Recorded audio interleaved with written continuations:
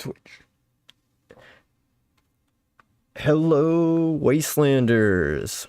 Welcome to Fall of Man Radio, Episode 2.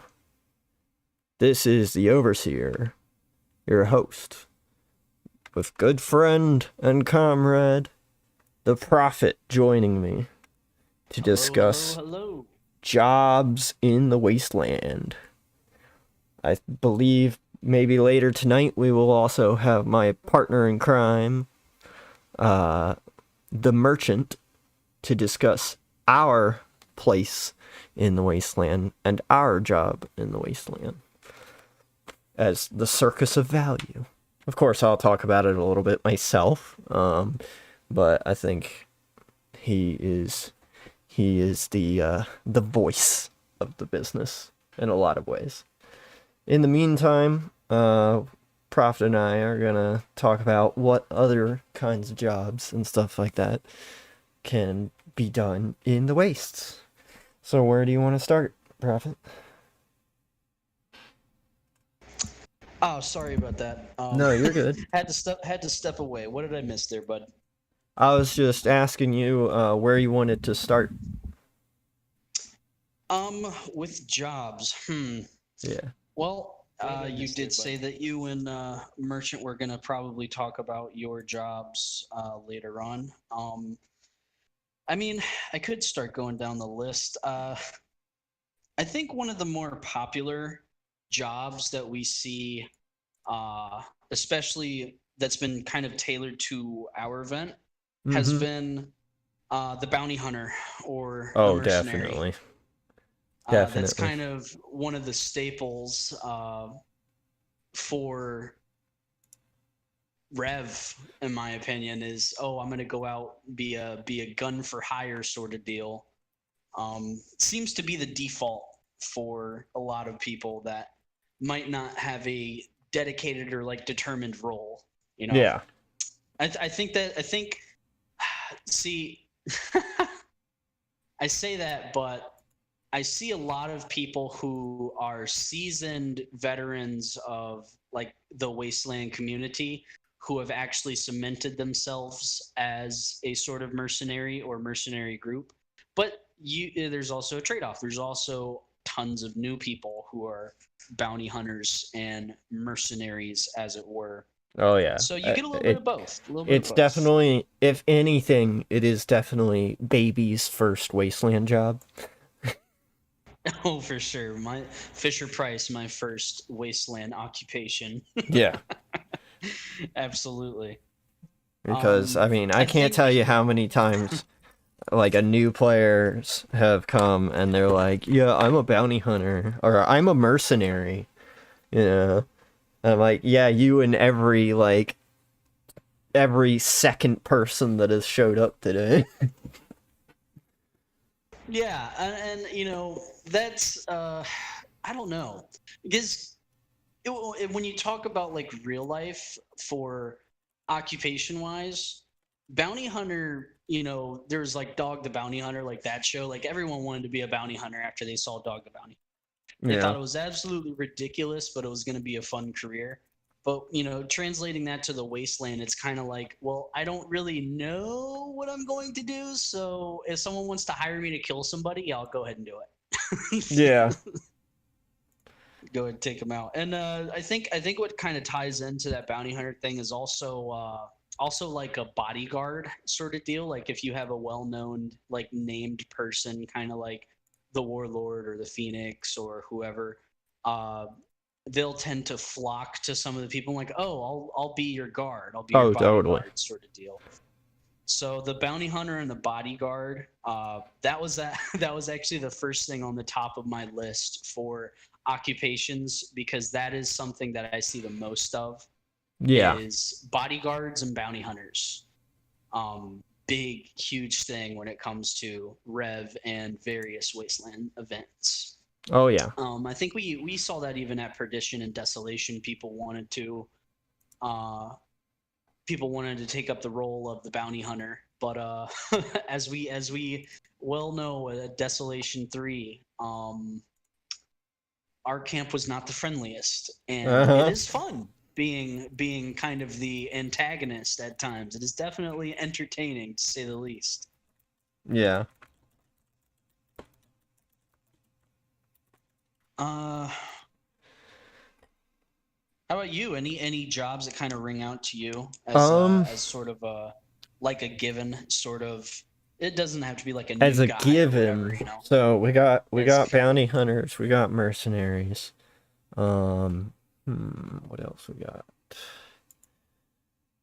What do we got? I guess like couriers in a sense, like people that will kind of yeah. run around and take things to people. Yeah, I wrote that one down too. I put messenger, Yeah. uh, or and delivery. So I put both down as messenger and delivery. Sometimes you have to, and I guess it ties in with sort of like the side quest and odd jobs would Yeah. be messenger and delivery. You know, give this message to the purple coat, or give this message to the Candyman, or deliver this item. You know, Yeah. sort of deal. I mean, well, Um, there are people like the postman who kind of make it oh yeah, their profession. that's their profession. So yeah, it could be a side quest or a profession. Mm-hmm. Um, I know for Fertile Crescent 4, I played the pizza delivery guy. Yeah. I was a pizza delivery guy, and I had the full pizza bag, the name tape, and everything. Um, and I would legitimately I would like to call myself like a quote unquote traveling salesman, but even then the pizza delivery was just like kind of a given. Like I would actually be delivering things more times than selling or trading Yeah. ever occurred. So you know, that is a big thing in the wastes. But that can also go to like a side quest or like a side job sort of deal, if you do get assigned to do it. But making that a part of the identity, you definitely get, and not in the not in the degrading sense, but you do get around in the waste. You know, you get around, you've been around the block a couple times, Oh yeah. um, as far as knowing the names, knowing the faces. And yeah, the staple of it didn't matter what I wanted to call myself, didn't never mattered. It was always pizza guy, pizza guy, pizza guy. Oh yeah. So I could have had this crazy, stereotypical or cliche name like Shadow Warrior Hunter 72, and I would XX. still be labeled. Yep, I would still be labeled as pizza guy. And give Yeah. me 1 second, I'll be right back. Okay. Yeah. So, like he was saying, some people will kind of like become well known for their roles. And he was once the pizza guy before he reimagined himself as the prophet that we know today. But like I said before, there's also guys like the postman.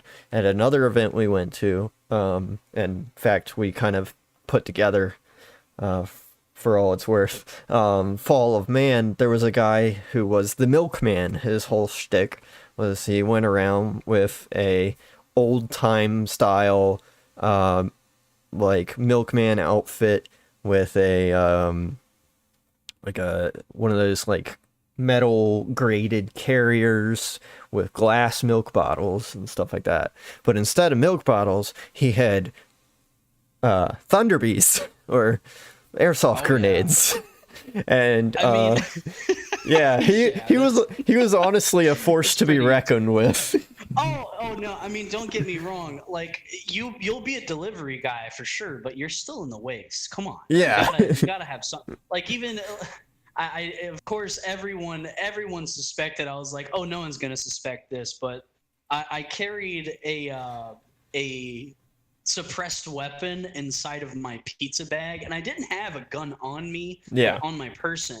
It was just in the pizza bag in case like they're like, oh well, what do you have in the bag? Like, cause yeah, when you're a delivery guy and you're en route, like, by yourself walking through the waste, Mhm. you tend to come in contact with like bands of roving raiders or people who just want to get your shit. Oh yeah. So Gotta And take I was held up, precautions. held up a couple times, and I'm like, oh, let me just reach into my bag of goodies here, and I pull out the suppressed weapon and try my best to ward off the evil doers, as it were. Oh yeah.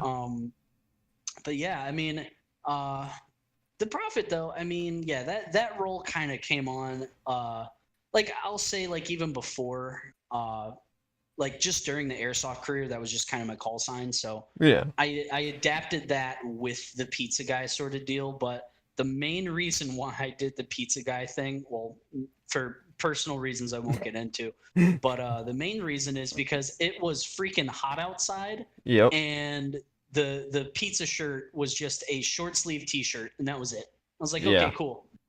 So I was like, yeah, I'm not gonna get into all this crazy get up, Oh but yeah. you know, Which fertile dedication did to you the say that role. was again? That was Fertile 4. Okay. Um, I I'm do gonna see have if I can find some pictures. pictures. Yeah. I think I can go ahead and shoot those over to you to put them up. Let me Yep. just see if I got Yeah, I'm searching them. for some right now. Because I know someone made a meme out of me as well. That was Yeah. pretty hilarious. There's also if you can even call it a job, the goons. Yeah, um what I don't I the job of chaos, I guess. I guess. Like they like as I wouldn't even say as of recent, but I would say more or less their job or their sort of whole spiel would be like, I'll create chaos if there's not enough chaos, but if there's enough chaos, we'll play along with it, sort of deal. Yeah. But and that's in just in my opinion, of course, but that's kind of the way I view the goons. Yeah, that's true. They're and honestly, even their boss isn't sure what to expect from them at any given time. So, Right. He'll he'll renounce the ownership of the name the goons. Be like, well, shit they kind of do what they happens. want to do. Yeah, Yeah. shit happens. They do what they want to do. Yep. Let's see if I can get an image up. Oh, here we are. I got some. Here we go. Display capture or window capture. No, I gotta turn on display capture. Right? It's a better view of my get up right there. Oh wait, no, I know what I need to do. Okay, gotcha.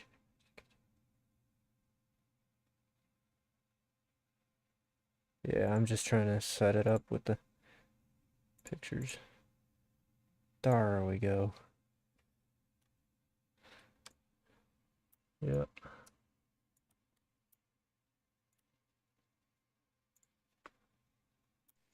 All right, so I got a couple here for you. Let me go shoot them over. Cool. Yeah, I found one as well. Pop that in the corner. I got one of you.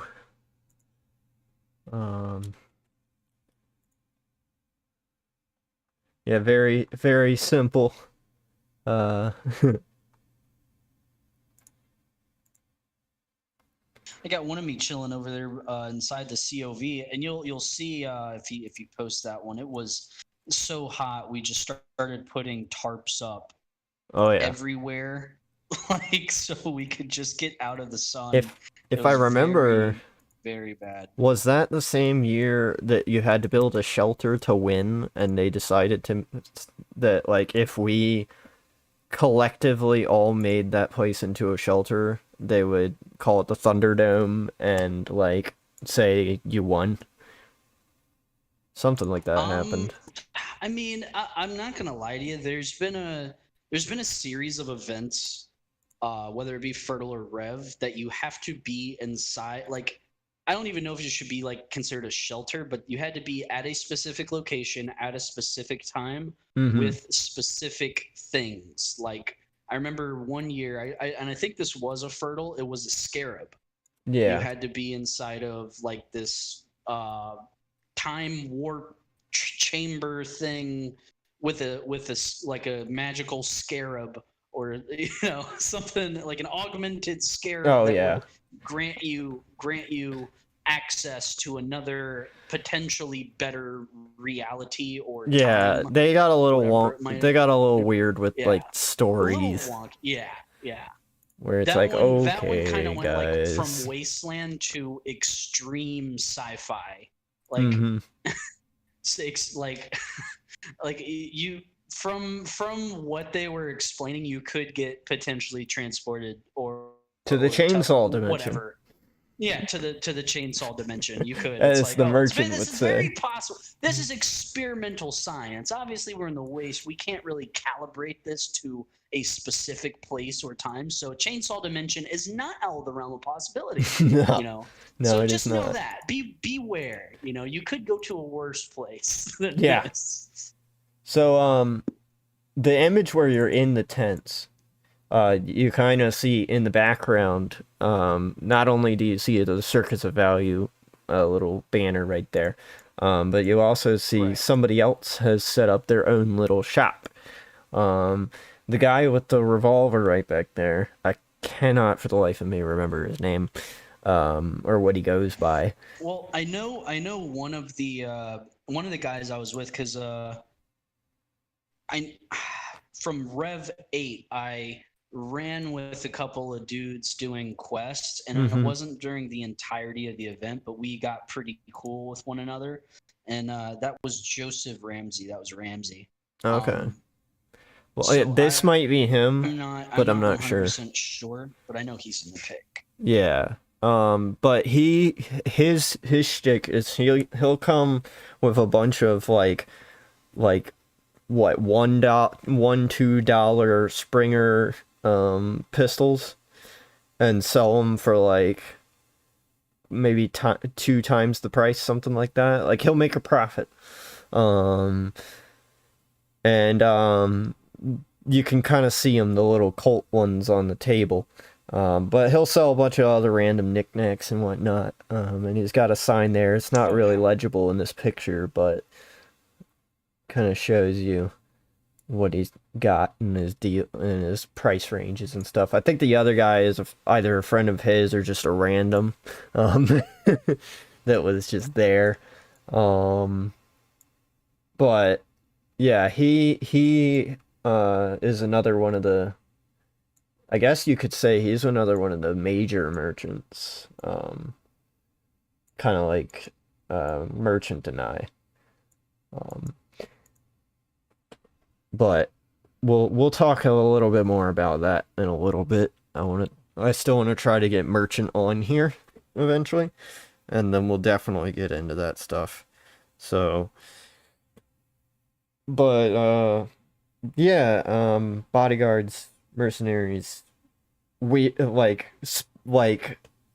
unique. I'd say like the pizza man thing, the postman thing, the milkman thing. Those are cases where it's like unique character, like almost character driven kind of jobs where somebody's like, Yeah. I specifically am seeking out to do this because it's funny or because it's unique, it's different, that kind of thing. Yeah. Yeah, and yeah, I would agree on that for sure. I know for me personally, the whole pizza guy thing, as I said, some personal reasons as to I almost had to be the pizza guy that year. Yeah. And for that, I was like, if shit hit the fan, I kind of like to play like real life as well as uh, in the role sort of deal. Yeah. Like, well, what if this guy's just on a pizza route? Shit hits the fan. This is all he has. Yeah. Like he doesn't have time to go back to really get all.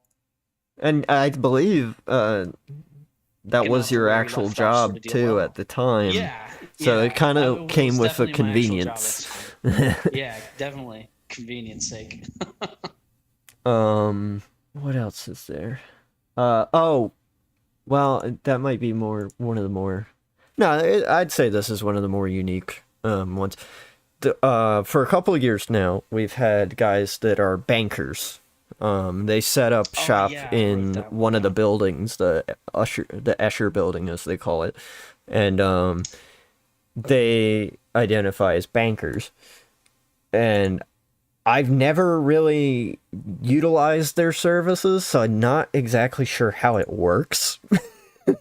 Yeah, Um, I haven't. Yeah, I haven't utilized the service either. I bec- mean, to my knowledge, like they would just collect your coins and like hold and on to them. keep them. Yeah, keep them for like a fee off the Yeah, top of the, because eventually, yeah, like eventually, and I think I don't know if we touched on this last time that we had Follow Man Radio, but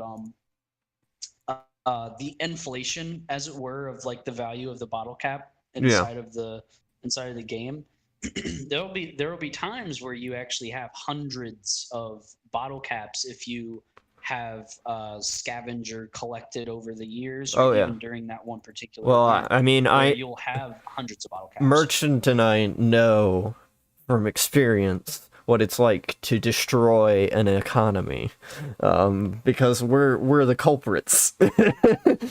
um, yeah, like the banking thing, if it's done right, it could actually help keep the economy from getting too screwy.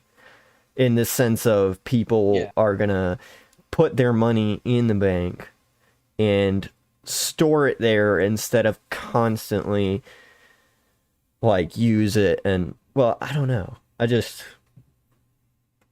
it'd be interesting to see how that affects the economy, because I've never really paid attention to them outside of them calling themselves bankers and stuff like that, because where Yeah. Merchant and I are And set up isn't near them right now. yeah, not particularly in earshot from them. Yeah. But I know that around the bank that they did have to hire bodyguards, as Oh we were yes. talking about before, and there were people who would steal from the bank. So of course, when you put a bank Yeah, of course in the waste, people there are has gonna to try to be a steal from the heist. bank. There has to be a good old fashioned, yeah, a couple thunderbees thrown, a couple of raiders trying to pull off the waste's greatest heist, Oh, and definitely. they had to hire, in fact, bounty hunters. So the two main jobs that that's kind of the staple of a rev event or a post-apocalyptic event where you have bodyguards and bounty hunters. Well, the bank in fact had to hire bodyguards and bounty hunters, and uh, of course delivery men, messengers, as we discussed before. So a lot of these jobs can kind of intertwine with one another. um, I don't know if you remember, there was a time around the COV where there were fortune tellers. Yes. Fortune tellers. We So made one that's a angry pretty one interesting time. job. Oh yeah, oh yeah. They'll call themselves fortune tellers, and some people call them seers. Yeah. Yeah, we pissed one off one time. Pagan-esque sort of deal, but to me it's all kind of like put lumped together. It's going. Oh, totally. Um I did put up some other images just in general, and one of the images is some guys like making some food and like sharing it out there, but they don't always share it per se. They will charge people. So I'd say like being a cook could arguably also be considered a job. Yeah, cooks for sure. I know around the pond area where now the new established quote unquote hydrophilic empire of Balahakistan has taken over and put their roots in. There was a time where they used to cook, and it would be in the town too. So Oh yeah. so you could go and pay some good coin to go get some pretty well cooked food for sure. Uh, and that kind of ties into uh, like scavengers, even Yeah. though it might not be a dedicated per se like occupation. I know especially for Desolation 2, my first Omega event, that one, I was definitely a scavenger for sure. Yeah. Um, Oh, I trying to remember. I find remember. everything I I possibly could. decided to on at my first Omega Perdition, um, with y'all. They were talking about doing a night game, and I was like, I'm too tired. I'm not gonna do it. And you were like, man, I'm feeling froggy. Like you were Oh ready to yeah, you. go, and you Oh were yeah, debating feeling on it for a little froggy. while. I was debating on it because, like I said, I'm a pretty heavier set sort of dude, and hiking up there in the mountains really gets my bones feeling a little brittle. But Yeah. yeah, get some caffeine in me, caffeine and nicotine, get the gears rolling. I'm feeling froggy. I'm ready to go. That Yep. was that was pretty like Desolation 2, all about the night games. Oh, Desolation that 3, was all great. about the night games. Yeah, the night game for that was great. Perdition, the In my challenge opinion. there Oh was yeah. the Oh yeah. terrain, and that could be a topic for the future. That's for certain. Um, whoop, Let's see. Scavenging, yeah. scavenging. Entertainment. Entertainment's a Yeah, I was thinking pretty big about one. like casinos and stuff because I know they've done Oh yeah. something like that before. They'll do the three card Monty or 3 cup Monty. Mm-hmm. I know for specifically the Rev and Fertile events, a pretty big entertainment is the Blood Pit. Oh Um, yes. and I'll definitely and find some with the blood pictures. pit, that the blood pit ties into another job, which is fighter, what we get into like later, like dedicated people who are just, faction based mission sort of deal. Yeah. Just fighters, just forefront fighters that are paid by the factions. Yeah. Um but entertainment is definitely a big one. I know that they do a wasteland-ish radio. If you can tie into a frequency that just plays sort Yeah. of wasteland-ish music, pretty good part. I mean, there's traveling guitarists, believe it or not, Yeah, they do show up that go sometimes. around, traveling guitar players. It's pretty nice, all acoustic. Got, they can you give them a little bit of coin, hand them a request, and they'll see if they can, do it justice, do the rendition justice. Yeah, So that's a pretty big one, is entertainment. Um, which, like I said, entertainment can quickly tie into just dedicated fighters depending on what area of the waste that you're actually in. definitely. Um, like I'm looking up a video right now of one of the fights in the blood pit, and I'll display that in a little bit. But besides that, we cannot neglect to mention the occupation of medical of the doctor. Oh yeah, the And doctors. Oh yeah, for we've sure. got a couple of them, but the most famous of them all is the one doctor that for some reason just never gets shot. Um, and his name is Mr. Skittles. Skittles. And I'm about to pull up a picture Skittles. of Yeah. him. Um, I'd love to have him on at some point. Aware of, but that's just, yeah, Because that's just what we call them. yeah. And he's from out of state, and he comes down to this, and he's a blast. He's a cool guy. Is it out of state? Is it Maryland. where's he, up in like Maryland area? Yeah. Yeah. Cool, So cool. yeah, Yeah, guy right medicine, here. This guy medicine, is Skittles. walking around with stims, and it's cool because he actually integrates the in-game stim packs on his person as far Yep. as like gear. So he'll scavenge, or he'll go and get the actual in-game like stims and apply it to his gear, and that's part of his whole thing, is he travels around and medics people back to life. Yeah. And never gets shot for Also some reason. tying in with in game, there's also dedicated like IRL personnel who if we've definitely seen our fair share of heat casualties And yeah, and fertile, and we've had those. injuries at other events too. Mm-hmm. Yeah, rolled ankles, mainly heat casualties. Yeah. But the classic rolled ankle, chest pain, whatever. So the Oh yeah. medicine, as well as end game, doesn't translate to real life. Of course, I'm not sure of Skittles' real life medical background, but there are people who walk around that do have some medical experience that are Yes, including the outside of their own. yeah, including my business partner, the merchant. He actually The has merchant, an EMS unsuspecting training. person, you wouldn't think the merchant would actually have medical training, but yeah, for Yep. sure. And our Uh, particular group was trying to work towards everybody having at least some basic training.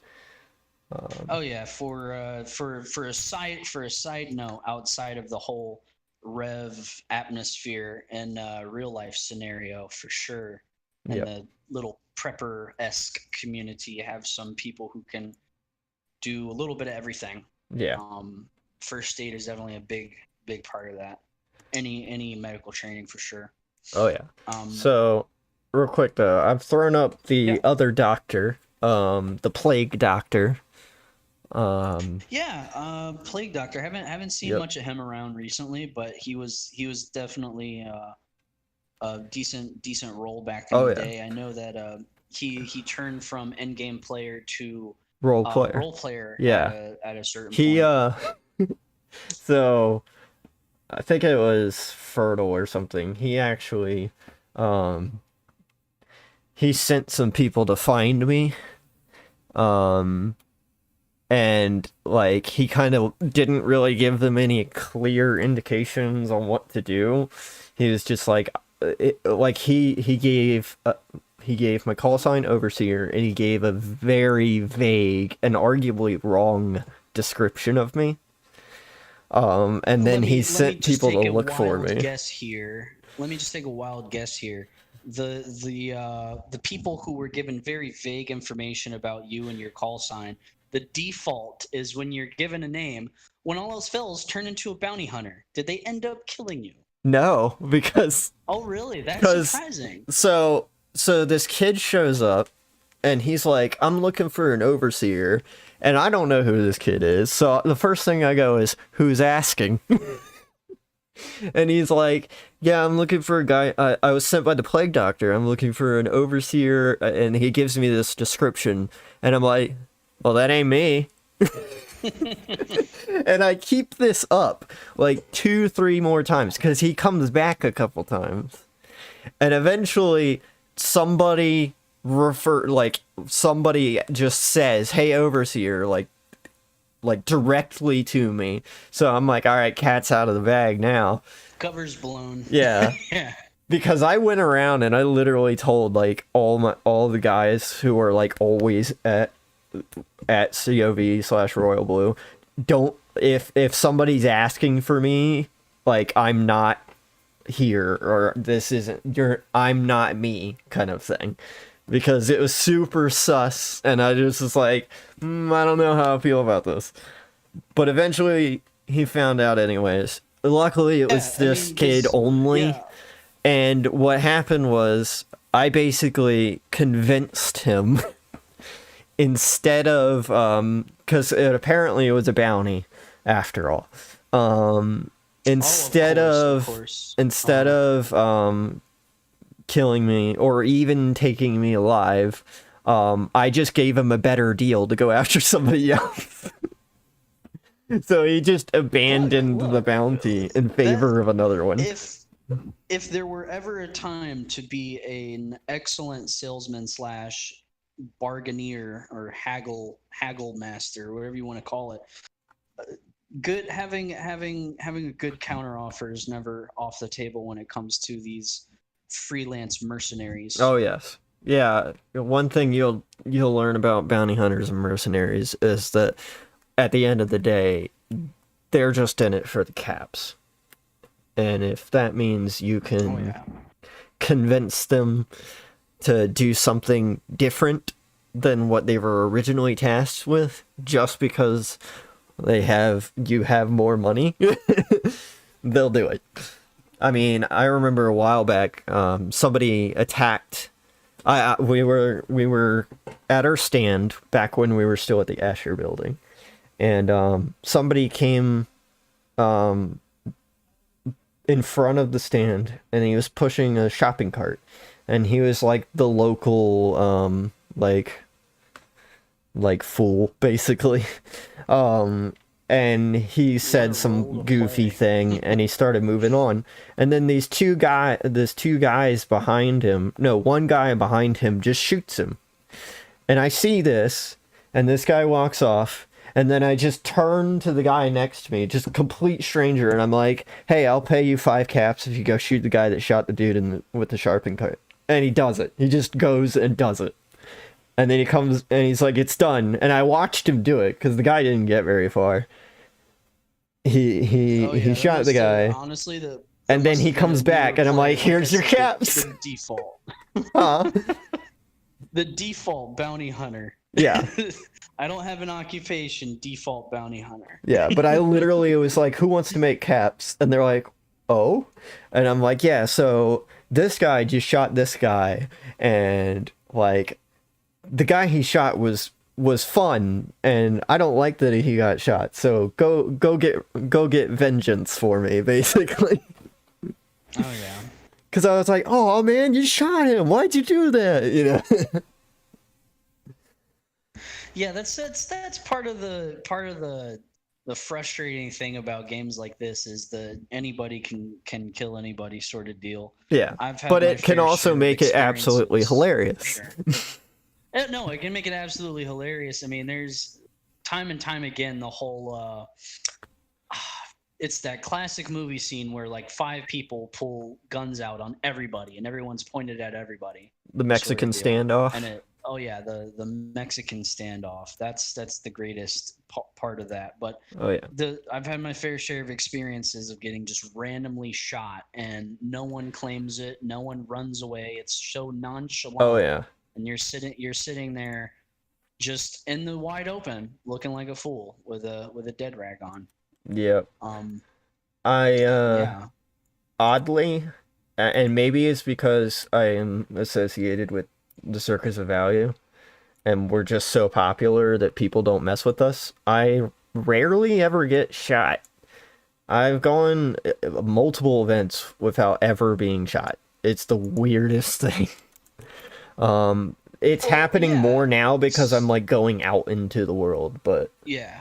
I mean, if you were to stay in a place like the COV has a pretty overwhelming force, and at times we have seen in the COV there have been just mounted MGs lining the outer wall. Well, I mean, when sentries posted, and when one of your friends is the Warlord's Jester who brings like 5 LMGs to every event.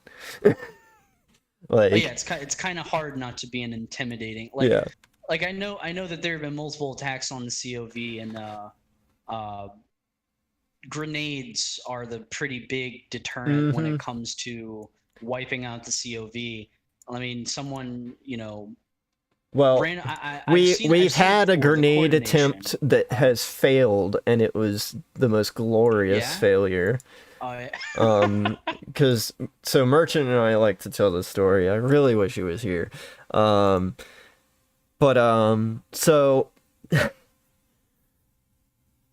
I think it was the same year that shopping cart thing happened. So we're still in front of the Asher when this happens.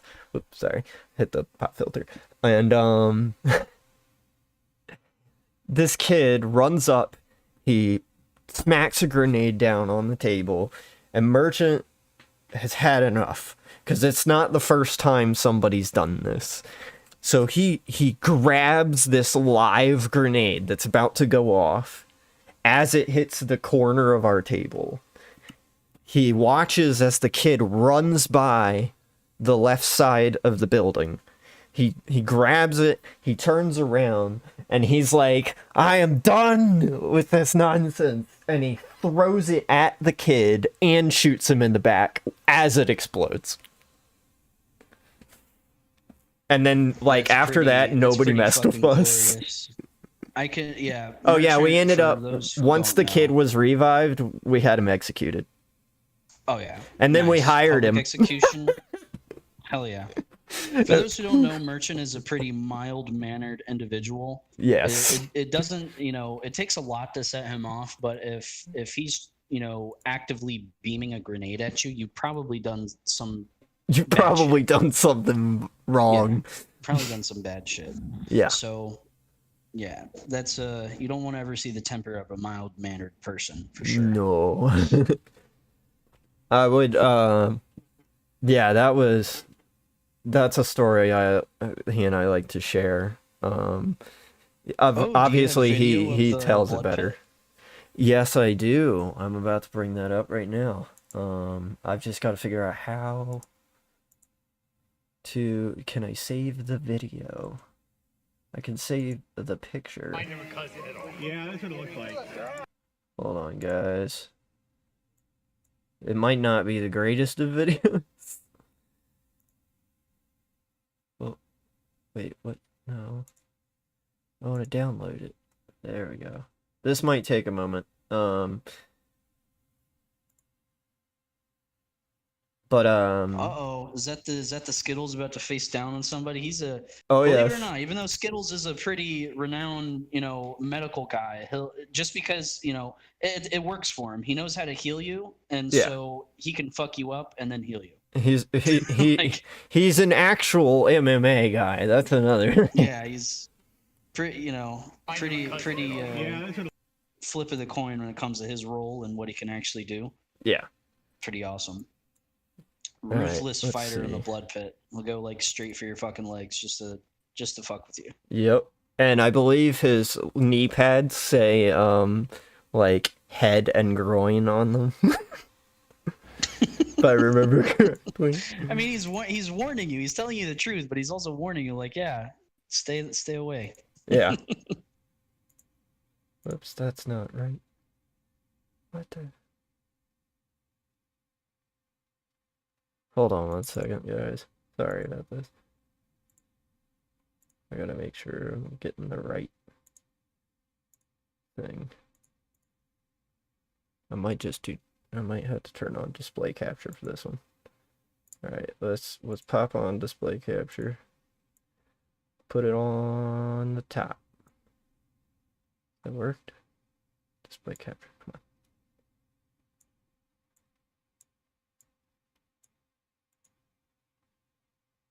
Is it not working? Hold on, guys. Forgive me. Okay, here we go. Alright, and play. Yeah, that's what it looks like. Okay, I saw Trip try to recover too. Resume. So, as you know, Skittles is the one with the body armor and the blue mask. The blue mask being one of the most notable aspects of his outfit. Round 2. Begin.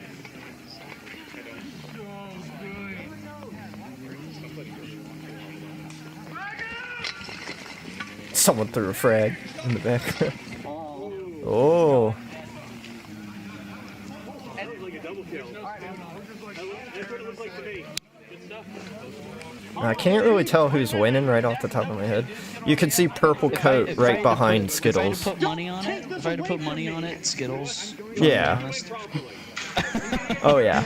Just it's my bias towards Skittles. I love the guy. He's just a great character in general. Whoa, look at that. Brought him down. Look at that whole takedown. Look at that. He just like sliced him up. He got you? Yeah, he got me. You have good. Honestly, like, I'd love to just get a bunch of footage of the fights and like talk Well, about that's what those. we need to. That's what we need to do when we come back. I mean, because now it's putting a lot of perspective on what material we need to bring into the stream for sure. Just set up a couple of cameras by the dome Mhm. and just see players like hash it out. Like do you have the you and Phoenix fight? I don't think so.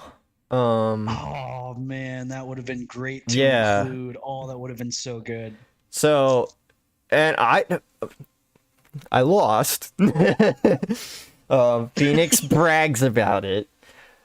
He brags about it constantly. I honestly, I think if I had less gear on, I'd probably had a better chance. Because he tends to Yeah. wear lighter weight, easier to move in That, stuff and than I do. I'll say that his And it was whole- hot. his kind of his fighting style, if I had to really put it into a description, would be passive. Like, Yes. he'll wait for you to make a move, and then he'll try to capitalize on it. Like, and that's not an uncommon thing to do. Obviously, people will play passive, but Oh yeah. I like Skittles, in my opinion. Like, he'll attack, and depending on your reaction, he'll just capitalize on that even further. Oh yeah. You know, because Oh. he's all aggression all the time, sort of deal. Yeah. The other element is that literally right before I fought Phoenix, I fought Echo, and Echo actually knows what he's doing. Right. So like, I just got my ass handed to me by Echo. That's not the time when Echo injured his knee, is it? Or his leg? I don't think that's when it happened, but I think that was the Right. same event that it happened. All I heard was Echo's injury was blood pit related. Yeah. Yeah, it didn't happen when I was fighting him. And I have a tendency to at least try to fight like HEMA style. I have no HEMA training whatsoever. But like the wouldn't old even know what that medieval is. like knights style of fighting. Oh, okay. Yeah, no, I've been in the blood pit. I tried to do a Mordau strike where you like flip the sword around and you hold it by the blade and you hit the people with the pommel, basically. Hit them with the pommel. Yeah. The problem with those is that they're LARP swords. Yeah, they're. Well, I asked ahead of time and he said it was cool. Purple Coat said it was cool. Yeah, because I know Purple Coat does like outside of Rev, he does do the LARPing, like actual like combat or whatever. Yeah. With swords. That's kind of his thing inside the Waste, and it gives him a perfect outlet when we bring into the blood pit. Brings a lot to the event, if I'm gonna be honest with you. It really wouldn't be the same without Purple Coat, and that is a big part of like the entertainment job. And he had thought about quitting at one point, because he was originally a player, and once he became known, everybody was after him, kind of like Phoenix. And Phoenix likes it. He enjoys being hunted and hunting others and stuff like that. He does. It can get overwhelming. I've heard firsthand from him, straight from the horse's mouth sort of deal. Like, it can get extremely overwhelming to the point where there's not gameplay going on for the individual who's being hunted. That is just the game. Game of cat and mouse. And I can see where it can get, pretty annoying and overwhelming for sure. I'm, relatively speaking, I wouldn't say I'm known throughout the Waste. I'm known within our group, and our group is well known, but me personally, I am not a well-known person, and I like that to an extent. I like that sort of anonymity, as it were.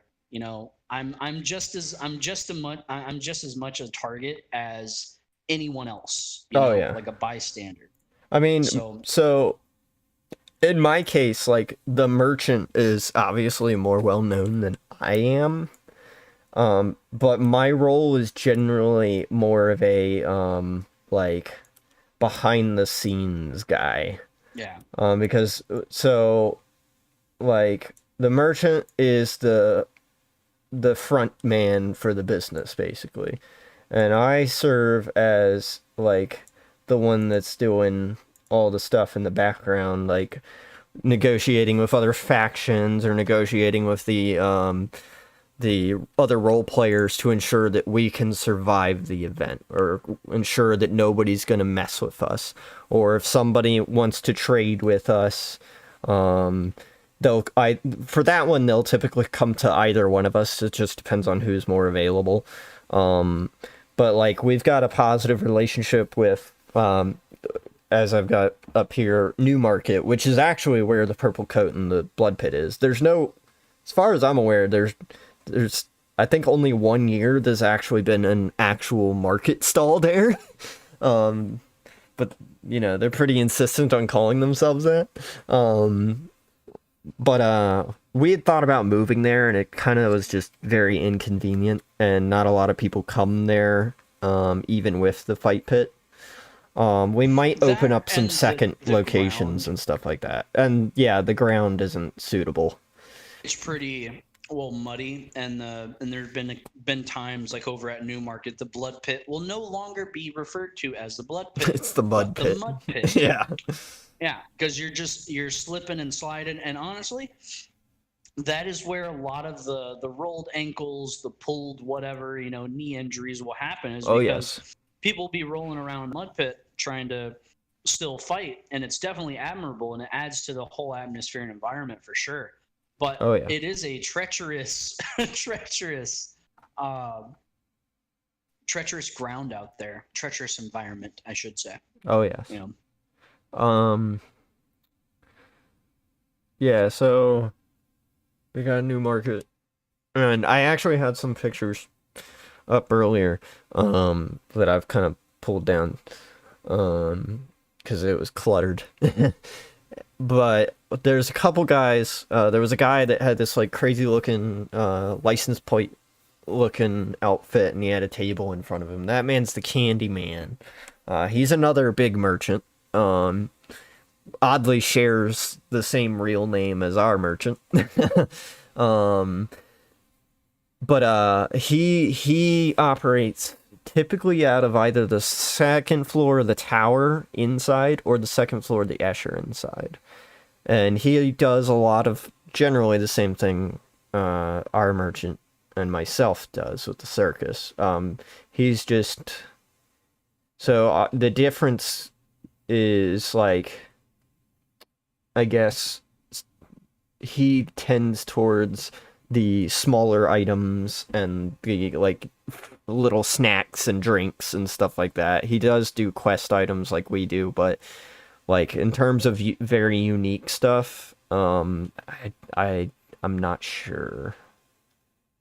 Yeah, I mean, there's a shared value when it comes to like the currency, right? Like the, if there's like a bottle of water on the COV merchant's table versus the Candyman, it might be a difference in price, but overall the value of the bottle cap or the coin still kind of shares the same value universally. However, I will say when it comes to like the difference between the merchants, they're going to value different Wasteland items. Obviously, they're different merchants. The Candyman, he likes shiny things. Shiny. Yeah. More shiny things, a little bit more rare. The personality is so different when it comes to both of these merchants. That if you were to find an item, it could be dedicated to one of the merchants because one of them is going to take it over the other, sort of deal. Yeah. Like if you were to find a license plate, sort of deal, the Candyman might have an interest for it, but it's beneath him, in my opinion. He'll look at it as, that's trash. It's I have enough of them on my person as it is. I have enough of them already. You take it over to the COV, someone could find some value in it. Yeah. There's a lot of traffic going in and out of both the COV and the tower. Oh yeah, and our merchant, he likes goofy stuff. He likes weird stuff. We have had literal table legs and mannequin legs sold to us, and sold very well, I might add. Like people like really selling the item, like this is the best damn table leg you will ever want, kind of thing. Merchant would be able to tell the story a whole lot better about that specifically, but like we like the goofy stuff. Obviously we'll end up getting rid of it at one point or another, either through sale or just tossing it. But like it adds to the flavor. We also the owner of the field, Christopher, the swamp sniper, if you watch him on YouTube, he comes by pretty much all the time, and our merchant will always have him like tell a joke or do something goofy for him so that he can like get a discount or something like that. Just to kind of give not only the swamp sniper some fun content for his videos and stuff, but just to like add to like the merchant's character and whatnot. So Yeah. Is a pretty decently established in the Waste, and it is a pretty, it's a reoccurring thing in Christopher's videos. It's dropping by the COV. yeah, You know, the COV is one of the main points. You know, you walk around all the, you know, seasoned people when it comes to Rev. And to that, I would say there's probably thousands out there that have came once or twice from around the world, oh yeah, around the country sort of area. But you say COV, they know what you're talking about. yep, You know, you say the name Candyman, they know what you're talking about. Yep. Newmarket, Purple Coat, Blood Pit, yep, all sort of, you know, tied in with one another to make the event exactly what it is.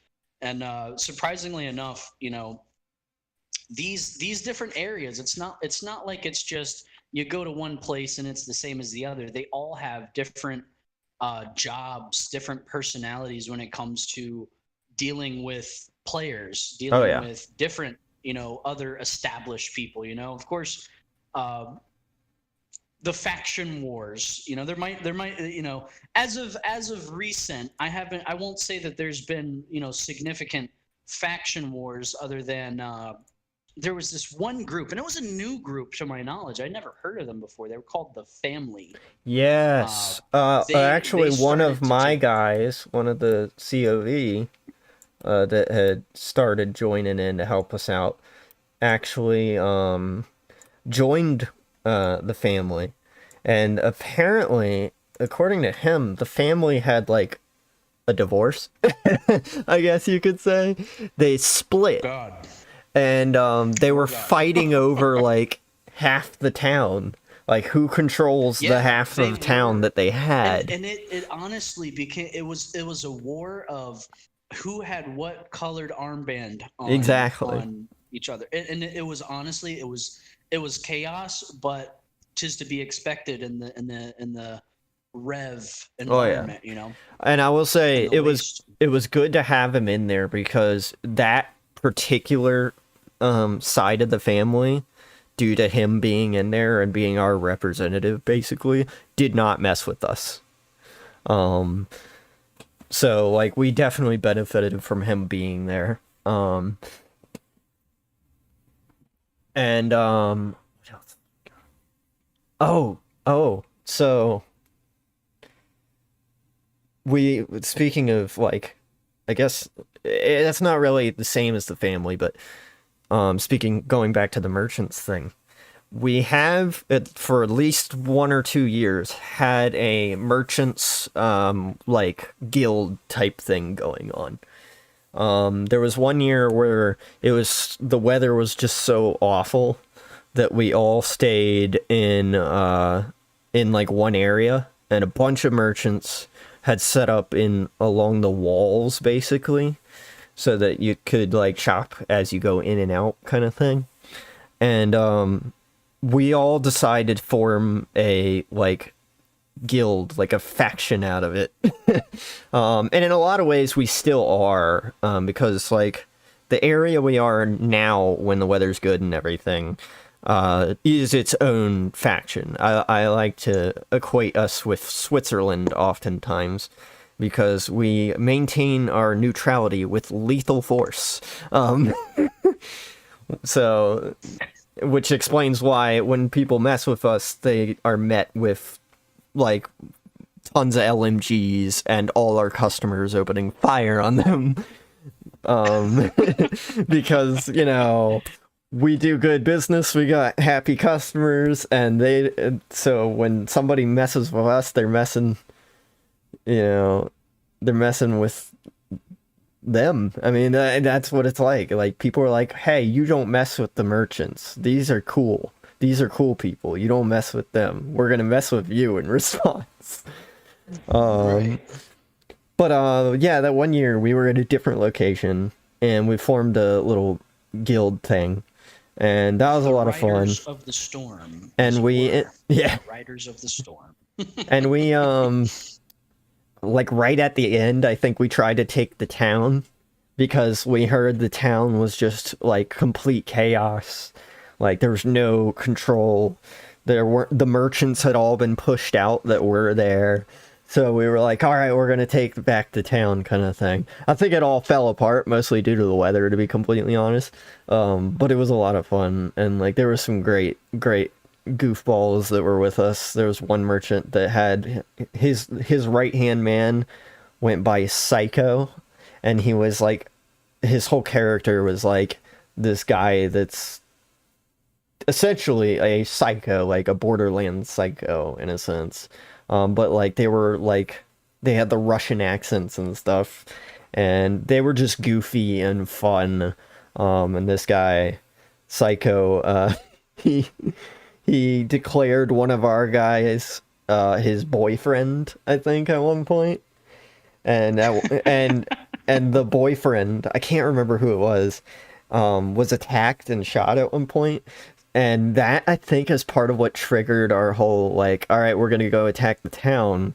Because he was like, I must avenge my boyfriend. And so that's basically what happened there. But oh man. the merchant coalitions tend to kind of they only last so long as they're all in the same location. If you're not in the same location, it's not going to work. So, like, we have positive relationships with Candyman, and we have positive relationships with the other merchants that are outside of our area, but, like, we don't really coordinate anything. We just kind of leave each other to our own devices. And there has been some divide between the factions at times, and it's we've had merchants different fighting things. each other. Yeah. We've had merchants fight each other. We've had bad messengers, bad deliveries. Like, people will pay to sabotage a relationship. Yep. You know, between communities, and also there's also the crossfire, where it's, you know, one of the goons will be over towards COV, and generally speaking, it's, you know, reminder: the goons are unpredictable. Right, the goons are unpredictable. However, there's they'll even not tell you necessarily that, like a ceasefire, but there's a kind of an unspoken thing of, hey, put your guns down in the COV. Yeah. You know, in this area, we're not trying to shoot anybody, unless shot upon. So Echo is technically a goon. And he is pretty much the one guy we let get away with things that otherwise nobody else is allowed to. Every year, he'll come into the COV and he'll pop a grenade and they'll walk out. He'll just blow up a bunch of guys. He'll laugh. We'll all heal each other. Maybe someone will shoot him or something. And then he'll just leave and never bother us again. Like, he'll come back every so often, shop and do stuff for us and whatnot, but he won't attack us anymore. But it's like, it's one of those things where it's almost become a tradition. So we kind of just let him get away with it. The annual grenading, you know. Yeah. The annual bombing of the COV. Yeah, and it used to be one of the event staff would be the one that did it. But they ended up not being there anymore. Spicing things up a bit. Yeah. That's we can probably stay off that as far as the whole Ballahack politics sort of deal. Yeah, I'd say so. but I mean, another job, more or less, a big thing. You know, we always talk. We've been talking about the merchants. We've been talking about the traveling salesmen. Different factions, as it were. Well, Mm-hmm. the overarching story. A lot of people tend to be the questers, the survivalist type, the Yes. straight down to business. Which is a role I have seen myself take up more over time. And honestly, I like it to a point that it doesn't immediately take away from the environment, because there is a fine line between just straight role playing 24/7 Yeah. and really just being quest driven and not really having any deviation from it. Like, oh man, I was trying to do a quest, why'd you shoot me? Well, Yeah. it's Rev. It's Yeah. Rev. It's the It's not Wasteland. like a video game get where it's shot, like, I'm you just know? going to move to the next quest marker now. Yeah. There's elements of danger and Mm-hmm. unpredictable natures that are at play that definitely shift the way that the game is played. Oh, definitely. But there are some incentives when it comes to the survivalists, which to me is why they've been popping up more often, is because that the storylines have been pretty much set forward to the point where even the merchants and some parts of Newmarket will have to work around the story. Yes. When it We comes do. to like the bunkers, when it I comes know to the we do. bunkers or challenge coins. Oh yeah, I mean, I know that there was a bunker in Newmarket at one point, Yep. and the purple coat was the person who kind of dictated who got into the bunker and who didn't. Yeah. So they had to work around parts of the main story as well. And there And was... I just call them survivalists, honestly. I mean, they Yeah. play a part of the scavenger, but not even to the fullest degree of actually just dedicating themselves to a scavenger role. They have a but more of specific goal in survivalist role. mind. Yeah, their end goal is to survive. Yeah. Just honestly survive. And the deviations when it comes to the community inside of like the COV, or inside the town with the bank and some parts. I mean, hell, there are even tea shops, if you remember, tea and coffee shops that Yep. are set up Yep. in the town. Newspaper. One year we had a newspaper. Oh yeah, newspaper. There was an art gala too. Yep, the art gallery. Oh, and we cannot forget, before we get too far into it, we Yeah. cannot forget the nunnery. Oh boy, the nunnery. Yes. Yes. Ran by our good friend Corset. Yes. The nunnery set up in the town. If you How do we were explain curious, set this up in in a town. way that I don't to be stream friendly. It's a more that's a slippery slope. yeah, It's an entertainment. It's an entertainment. For the more entertainment. seasoned and mature individual. Yeah. No. And I'm not even gonna get into into some of the shadier elements in the story of that. More shady than it already is. So I talked about this a little bit in a private call with some of the guys, including Prophet. We might do some additional content, the more offensive content, but that will maybe be. It's probably going to be much later. It'll be dependent on the success of this. But if we end up doing that might be behind a paywall. Just to let you know. a little bit of a Wasteland after hours. Too. Yes. Yeah. Where we can be more crude and less, I guess, PC. Yeah. if you want to call it that. But just a reminder, this and that and all the things that we are doing are entirely within the realm of fiction. I mean, like, what we're discussing Fiction, isn't yeah. exactly in the realm of fiction. Like, This is well, so yeah, I think a good divide would be. Oh, oh, sorry about that. are you getting aliens I think summoning you? yeah, just about. It could be. Who knows? But I think a good like separation would be, when we're specifically talking about event-based stuff, Yeah. that is totally and utterly fictitious to the point where we realize if we were to talk about this day to day, like at our day jobs, this would probably this would go into the NSFW sort of deal. Yeah.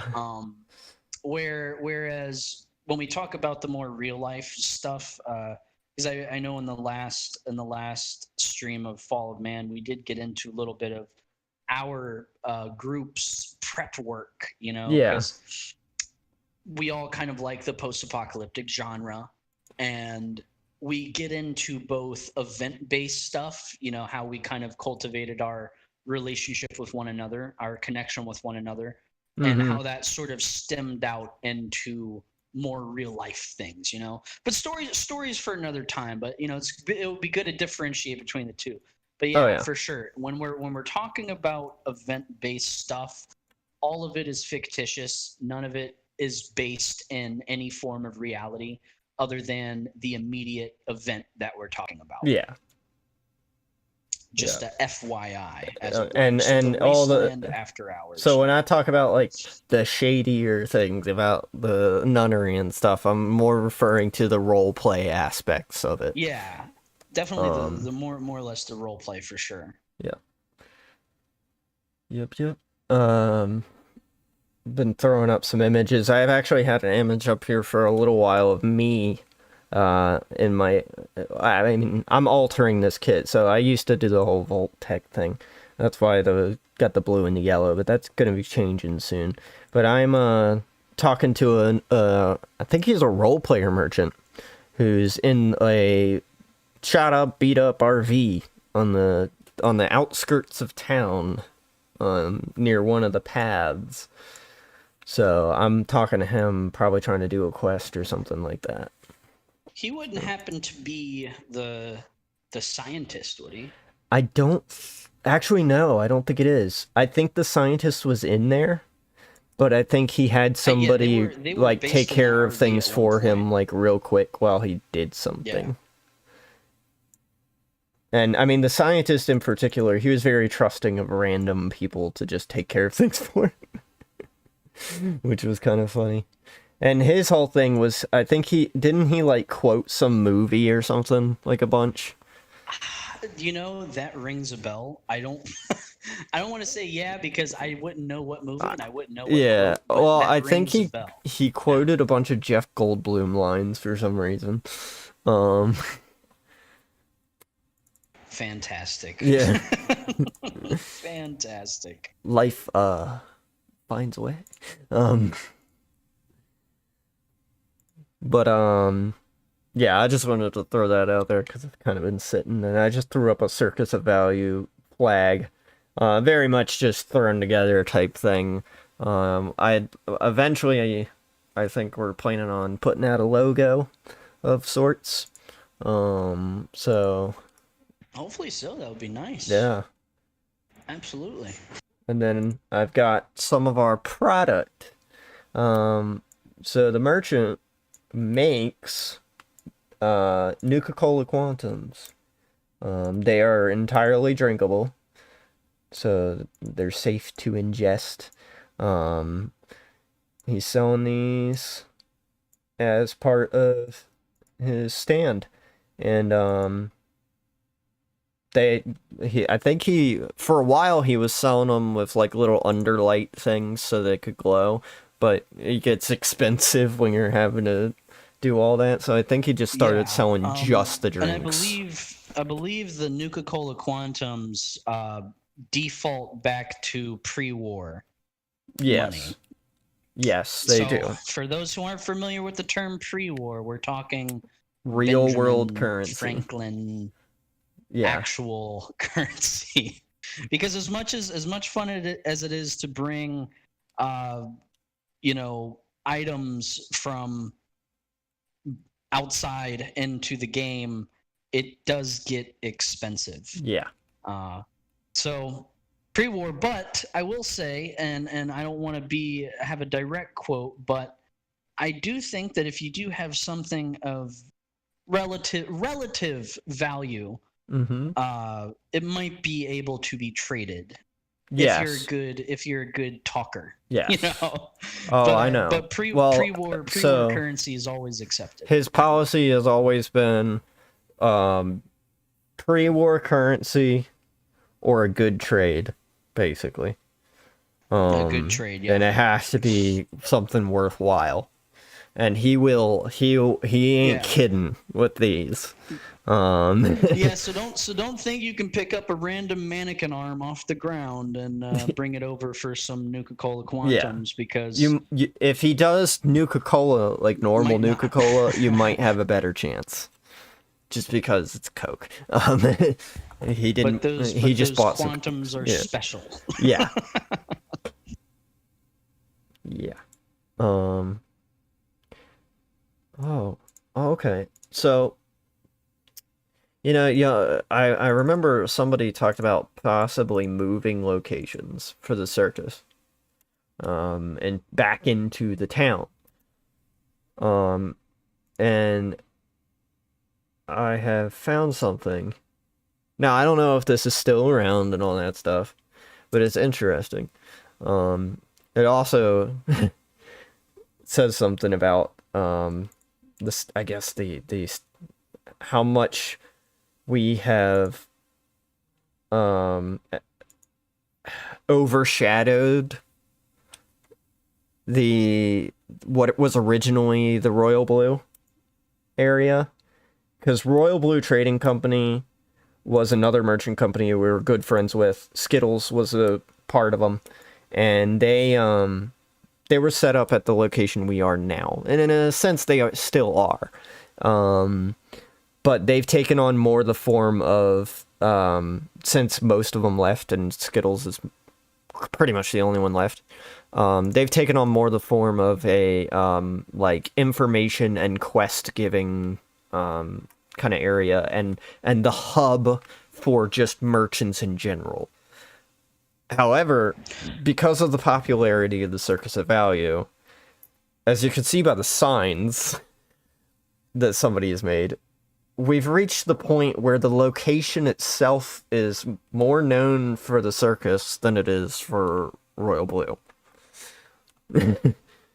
I know at a time, you could say Royal Blue, Circus of Value, would be close to like synonymous, Yes. You could say one or the other. They're located same place. You can find the same people in the same area. When it first started, they were two totally different things. Totally separate. And they were both well known. But the original guys from Royal Blue were no longer able to come for whatever reason. So some of them were still there, but a lot of them were just not able to come. And I remember they had their own unique like challenge coins. And, had up their own little merchant stand, and it would be legitimately next to the Circus of Value. That's a more recent development. I'm talking way back. Way back. Yeah. Back before we even moved to their old location. Kind of thing. Because back then we were too, like, we basically were like, yeah, we're in a I guess you could say we were the first two merchants to actually, like, formally ally with each other in a way, for lack of a better word. And we kept that going for a while, but then, like I said, some of those guys weren't able to come anymore, and Skittles took decided, okay, I'm just gonna make this place the hub for merchants. So Royal Blue became more of the location than the business. And for a while, even the maps and everything had listed Royal Blue. But I think what's happened more recently is that just due to the prominence of our business as the circus, we've kind of overshadowed the Royal Blue. Not that the Royal Blue isn't still relevant, though.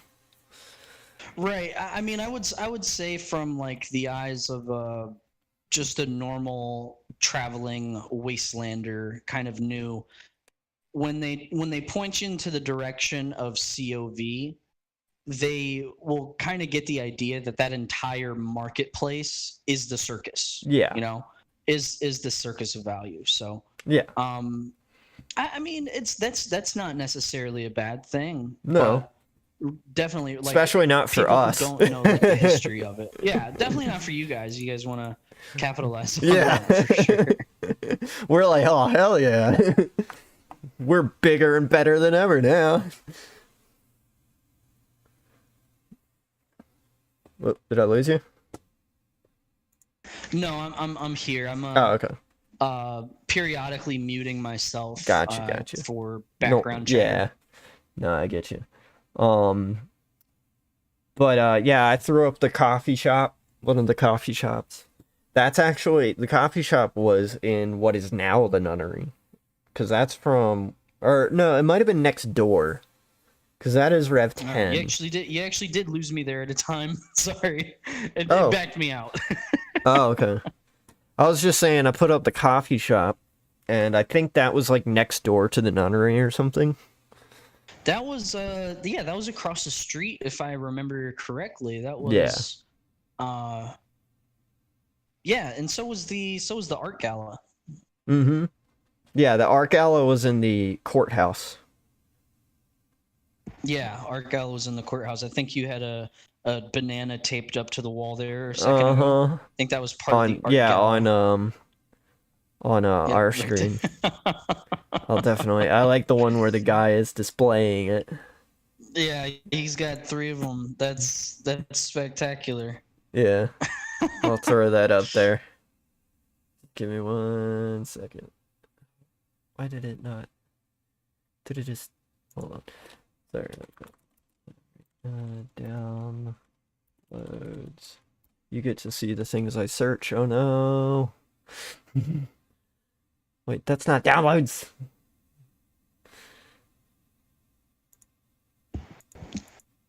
Oh goodness, what rabbit hole are we going down here? Only you can see this rabbit hole. Okay, good.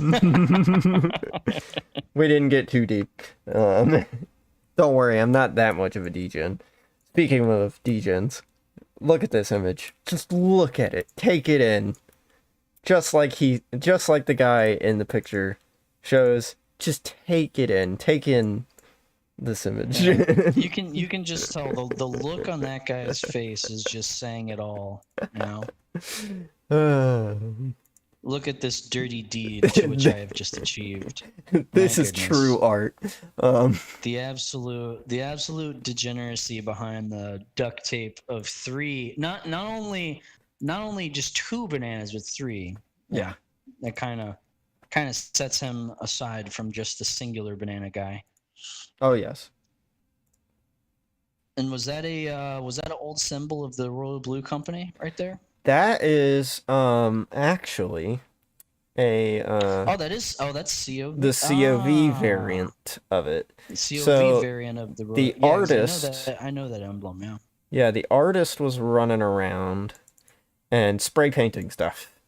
So was Phoenix. He got in trouble for that. I mean, he started to tag things that really shouldn't have been tagged. No. But, like the MiG. Tis the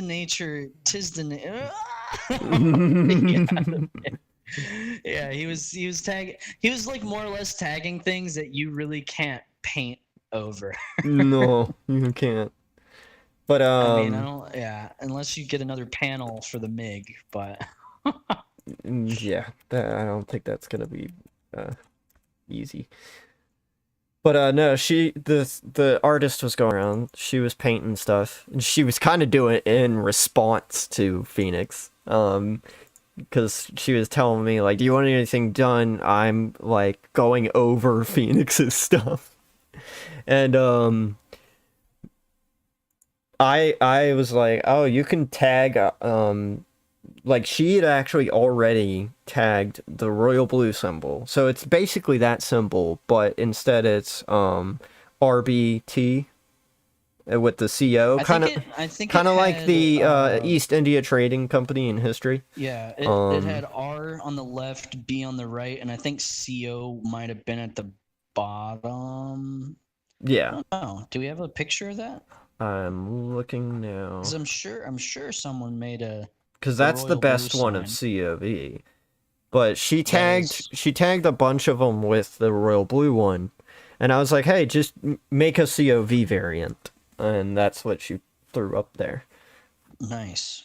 And it's been there ever since. Like all of those have been there ever since. So, and that kind of comes back to the whole like. I know some of us have been talking about potentially changing locations, be closer as a group and stuff like that. But at the same time, it's like, well, this is where everybody expects us to be, and we've tagged everything as if we're gonna be there. So it's kind of like, should we actually risk it? But that's an internal thing we gotta deal with. So, Right. but yeah, like that's just some dude chilling and got their picture taken. I kind of like what he did with his G36.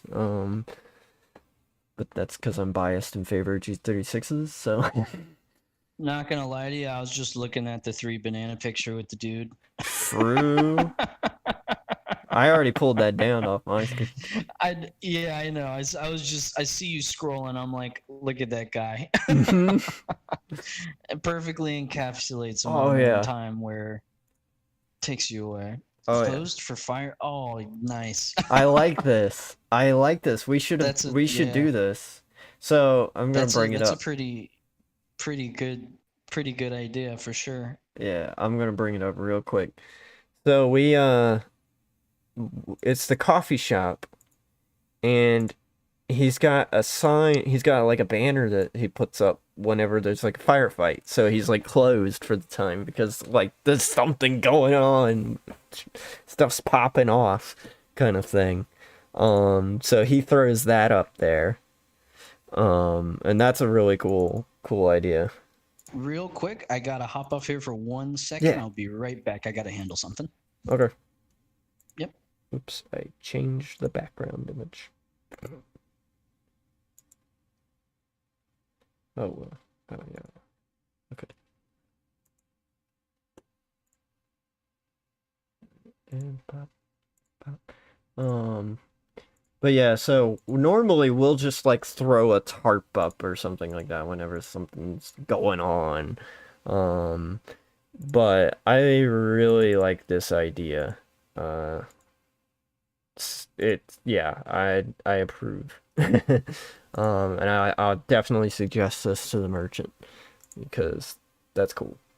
We're at a little. This guy has a building, whereas it was kind of like we had a little stall, so it's a little bit more difficult.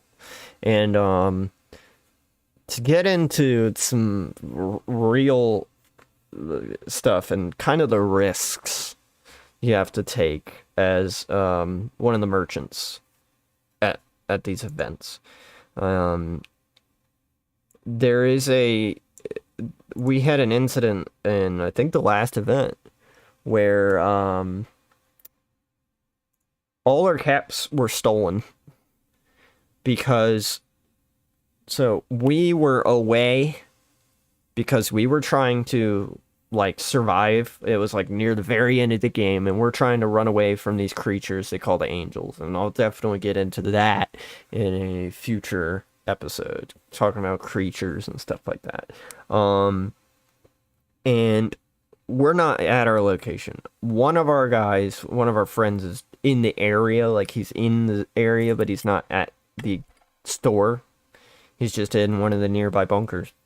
And according to him, a bunch of kids apparently walked over. They flipped our table over, everything on it, and rummaged through our cap box. Thank God the merchant had the real the Benjamins and stuff, the Washingtons and all that on him. He wasn't not charging Benjamins, by the way. The most it was like a Lincoln's. But thank God he had those like with him, because it could have been much, much worse. But so these kids, like, they knock it all over, make a whole ruckus, and they steal a bunch of the caps, and then the other guy runs up, and he's like, what are you doing? And they run off, and he's not really able to do anything about it.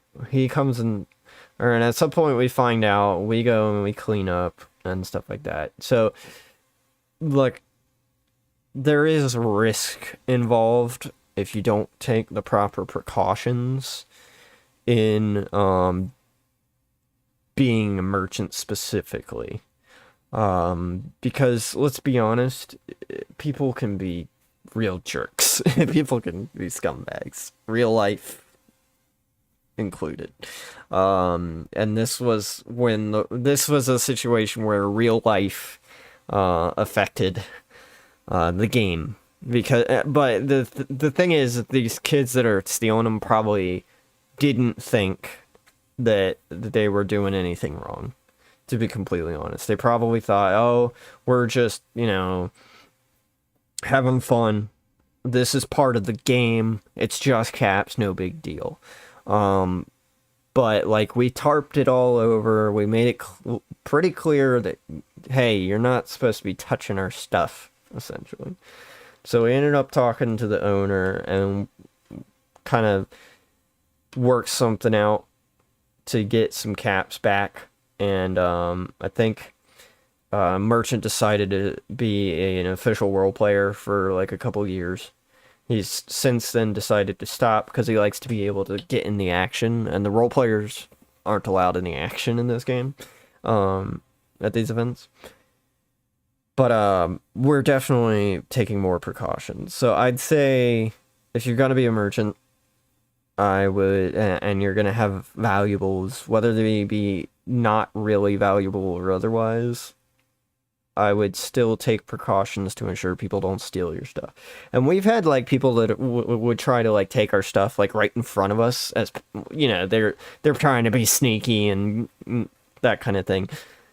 Never ends well for them. I mean, I remember one time, kid took something off our table, like right in front of me. Like, he looked at me, he looked at the table, he looked at me, he smiled, and then he took it and ran. And I had a shotgun, and I just popped him with like the entire shell worth of BBs. Like, that's 34 BBs or something. So I just pumped and shoot, pump and shoot, pump and shoot. And I just walked over. I was like, yeah, give it back. And he's like, okay. And then I was like, yeah, nobody heal him, make him go to spawn. And yeah, he stopped trying that nonsense afterwards. Because I mean, I'm similar to Merchant in that, like, I've got a lot of patience, but there are limits, you could say. So, I think I lost the prophet. So, let's see. What else we got? Oh no, the host actually has to host. I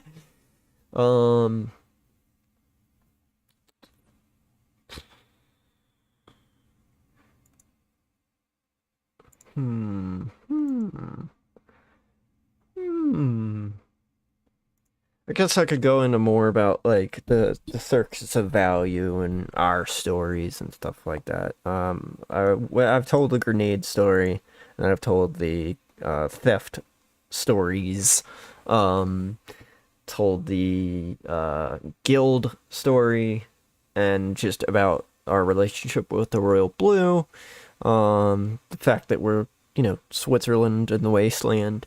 I guess, man, that's a lot of things. Those are the most significant. Here's fun, and I think we talked about it a little bit in the past. Maybe the pilot episode. And I'd love to have some of the other guys in here to talk about this, especially Merchant for this one. So, back in the early days of the Circus of Value and our going to Revelations, there was a part of the field that is no longer accessible that was called Sanctuary. Well, it was accessible then, it's not accessible now. And it was called Sanctuary, and everybody kind of went there and chilled and left each other alone. It's kind of like what is now, in a lot of ways, the Circus of Value area, or the Royal Blue area. It was just a different place. And we had moved from town to this location, because we were just tired of all the firefights in the town and stuff like that. So we move over there, we're chilling out, and then, like, towards the very end of the day and the event, because it was like Sunday, huge enemy force, like a bunch of other factions had formed an alliance and decided they were going to attack Sanctuary. So they come full force, and they're attacking us, and we're under siege. The Battle of Sanctuary, as I like to call it, or the Siege of Sanctuary. And we're in there as the COV, and we're like, oh crap, we're being attacked. We're not role players, by the way, at this point. I did role play once, and then I stopped. But like, that was later on. And we get attacked by, like, everybody else on the field. So we have this massive battle, this massive firefight going on. Everything's happening. I'm like stuck with a dinky Springer shotgun, because I was like, it was like the first, I think it was my first ever Revelations game. Or at least the second. And I just didn't have, like, a good airsoft gun yet. And so this huge thing's happening. My shotgun breaks in the middle of the battle, and I end up borrowing some guy's electric Glock with extended mags, which, it's Glock, so you're only gonna get so much range out of it. But one of the things that happened, and I think Swamp Sniper's got an old video on it way back. If I can, it was either Rev 4 or 5. I don't remember though. Is that once things start kicking off, the Merchant flips his table over. Like, he'd already pretty much cleaned out most of his stuff, so it wasn't a worry to flip it over. So he flips it over, and then he kind of he pulls a pistol and he starts blasting into the the general direction of the enemy, and he's like, oh, you think you can stop, you think you can, stop our business, you think this ends here, that kind of thing. Craziest part is that we ultimately, despite having pretty much the entire field against us, we held out to the very end of the day. It was like 2 hours of fighting, and we effectively won. We prevented them from successfully, like, moving in and taking us out. So the Battle of Sanctuary, the besieged won the battle, which is very rare if you're looking into, like, history and stuff like that, and the history of that kind of thing. But that's probably one of our biggest stories. I guess another one is that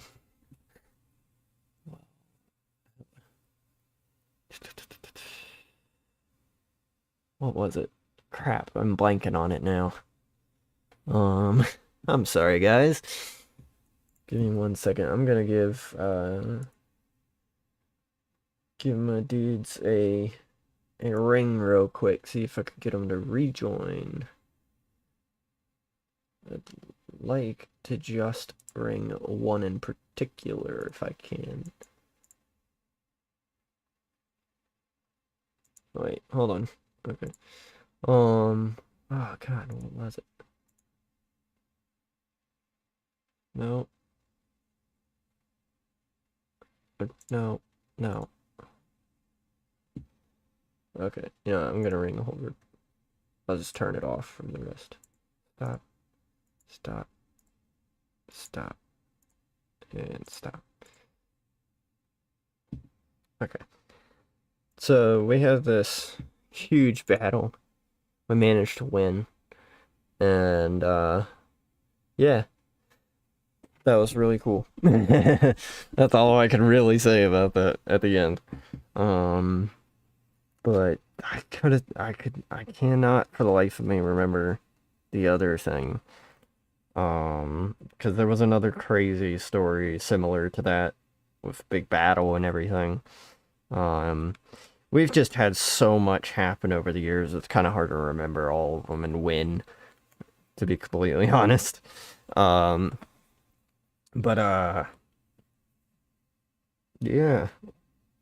Hold on 1 second.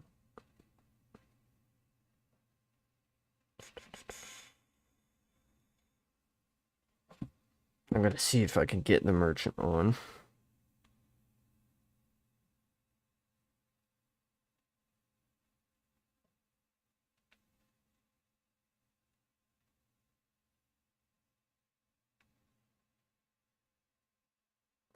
I think there was one time where I was off doing questing stuff and the merchant got kidnapped. And I found out and I was like, oh, we can't have that. So I went after him and I basically was like, where is he? And they were like, he's in Cannibal Village. I was like, all right, I need people. We're gonna go get him. And I think we kind of got sent on a wild goose chase for a little while because they kept moving him around. Eventually, we ended up intercepting and getting him back. The funny thing is by the time we found him, he'd basically talked his way into, like, them kind of...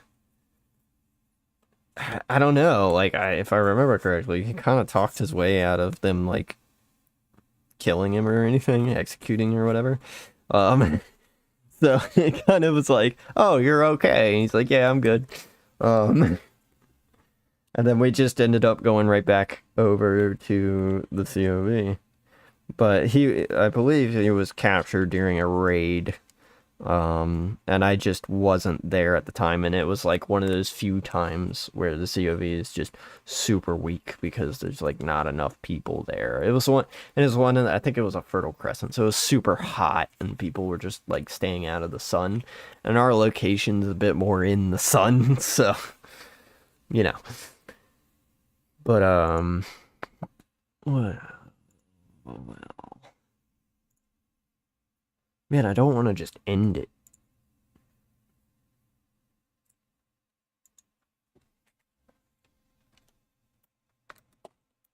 Let's see.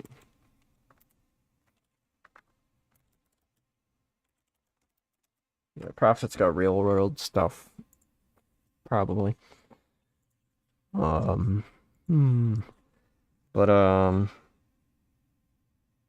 yeah, in terms of my stuff, like my job in a sense, I tend to call myself the liaison for the Circuits of Value.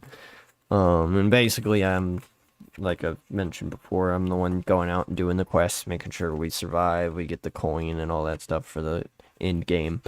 We have good relationships with the other merchants and the other factions. I make sure that we've got people on the inside of factions so that, like, I have a representative there so that people don't mess with us, kind of thing. In the case of the recent Desolation event, we don't really do so much Circus of Value there because, like, it's more survivalist oriented. They're like hardcore survivalist oriented. But I did get to flex my diplomatic skills in getting all the what do you call them?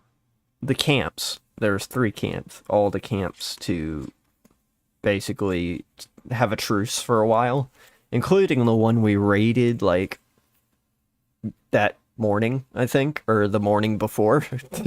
So, you know, that took some negotiating, because they weren't happy about that. And I brought them all together in the center of a town that they have on the field. And the original plan was essentially for that to kind of trigger a standoff and I was just gonna let things happen in a sense. Whereas, like, if people start shooting, they start shooting. But for a while, they were actually all getting along, chilling out, and talking and playing, like role-play games and stuff like that. But eventually, I think, they did start attacking here and there. But after a while, everybody kind of just left. So, I thought that was pretty interesting, seeing how stuff like that happened, and my part to play in it, I guess. But Perdition, Desolation, the Omega events are definitely a beast of their own. So the way we approach it is a little bit differently, and we could do an entire show just on those events. But for Revelations, Fertile Crescent, that is definitely when Circus of Value's time to shine. So that's when we're selling stuff. And you might notice in the background image, for the main background image, where I got the title and stuff, got the Merchant. That's my friend the Merchant, one of his armors. Got the, like, bandana to mark him as a role player. And he's selling Quantums, Nuka-Colas, all sorts of stuff to people. And that was the same year that we destroyed the economy. Because we may or may not have minted our own bottle caps and circulated them. Not necessarily with the intention of them being used, more as a, hey, here, have a souvenir. But Wastelanders are a little bit unpredictable when it comes to stuff like that. Anything is potentially valuable and to be used as currency. And when you hand somebody a cap, whether it's labeled or not, they're going to try to use it. Now, of course, not everybody's going to accept them. However, when this first happened, everybody was accepting them. It became a little bit more... People were a little bit more strict as we went on. We were the only ones that didn't accept them, because we were the ones giving them out. But because of that, we caused massive inflation. And effectively, within the next 2 events, the economy collapsed. And the cap had all caps were worth only 1. And I could definitely we could definitely do a whole thing about the economy alone. And since then, they've tried to bring it back to the original way of doing things and having different caps with different colors or indicators or whatever that have different values. But yeah, that was our fault. That was the COV's fault. And I am proud of it, honestly, because I didn't expect that we'd have that much influence, but I guess we did, which is crazy. So, oh, hold on 1 second.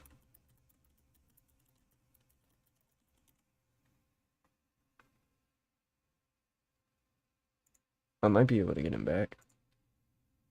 Stop bringing the people. 1 second. Trying to get profit back. Man, I really want to try to get Merchant in here. 'Cause that would be best. because then we could really get into the circus of value stories. One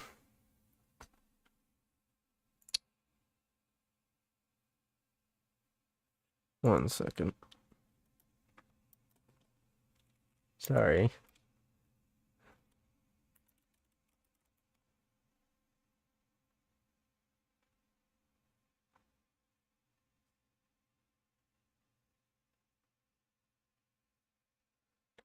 I don't know what's going on right now. Sorry. So, oh yeah, one of our friends, also a merchant, associated, at least loosely, I'd say, with the Circus of Value, is Hijack. And I think I've had a picture of him at least once. He does kind of his own little merchant thing with Skittles. So he kind of sets up wherever Skittles is, and he sells a bunch of knickknacks and some gear and maybe some airsoft guns and stuff like that. And he's the one that like wears the well, I mean, we all wear a costume, let's be honest, but he goes for, I guess, he's got like the emergency stripes type jackets and stuff like that. I'm gonna see if I can find a picture of him. So that's definitely something. And he's cool. He's the one that actually scared off those kids that stole our stuff. Come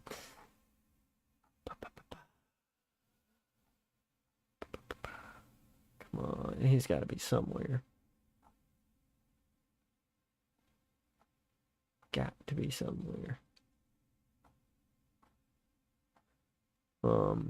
But yeah, he normally just chills out and sells some stuff and then kind of goes wandering about and doing his own thing. Helps us out. We help him, that kind of thing. And yeah, I mean, he's known, like, at least within the group, you know. So there is that. What in the world? One second.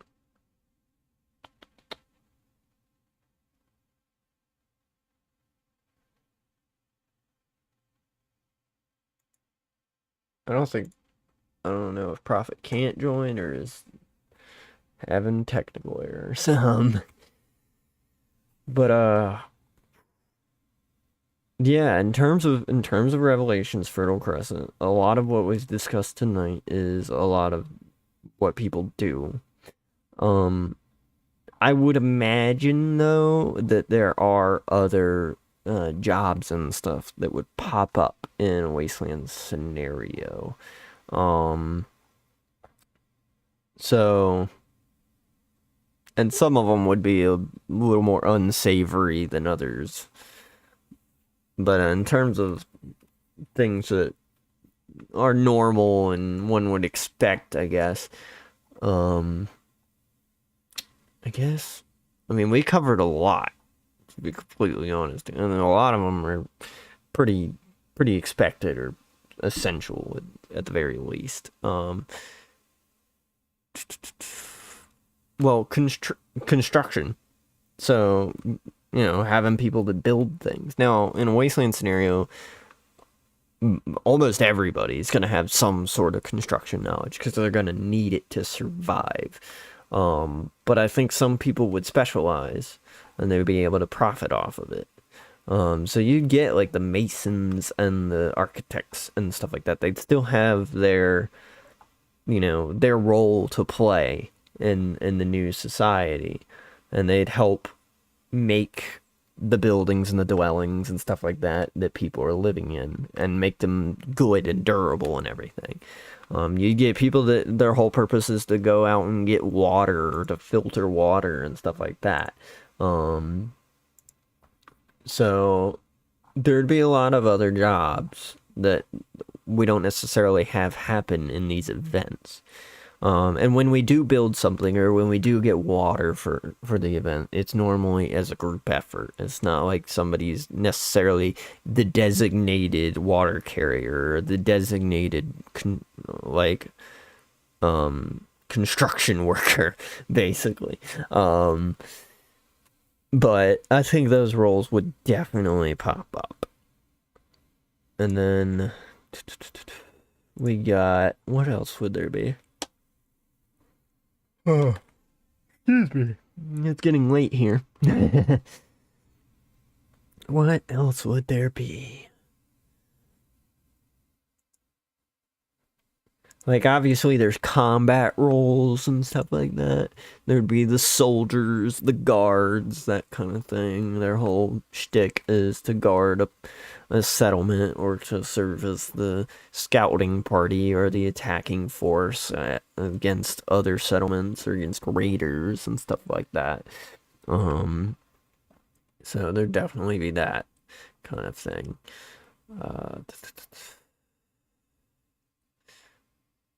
And I guess, and the purple coat generally serves as this, the blood pit arena, but essentially, you've got referees, I guess. So there is that, but that's kind of like a what if thing. If you do even have something like a blood pit arena or a Thunderdome or something like that. And then there'd probably be people that get, well, they might be a scaver. There'll be teams of scavers for the settlements that go out and collect specific resources, food, water, gas, that kind of thing. And we'll definitely be talking about vehicles in a future episode, maybe even next episode. There's so many topics to cover, so we'll see. I'll talk with the guys about it and we'll figure something out. But oh, hold on, I'm getting a call. Hello, welcome back. Sorry about that. Yeah, no, you're fine. It was work related. Yeah, I figured it would So, be. It took a minute. I thought it was going to be a quick 5-minute phone call, but no, it turned into It never is. Slippery, slidey half hour. I know. It snowballs. One thing turns into another. Yeah. So I've been talking about some of the Circus of Value stories, like the crazy firefights and stuff like that I didn't cover. Ooh. Like the big Battle of Sanctuary. And then I talked about like jobs that don't really show up in the Fertile Crescent necessarily, but would likely show up in a real world apocalypse scenario, like construction workers and like scavenging teams for settlements, guards. Well, we have guards, but like more specialized roles and stuff. I've put into, so I have a couple of separate lists here. Mm-hmm. I did the one specifically for Rev, and then I did more along the lines of practicality and the real world sort of scenario. Mm-hmm.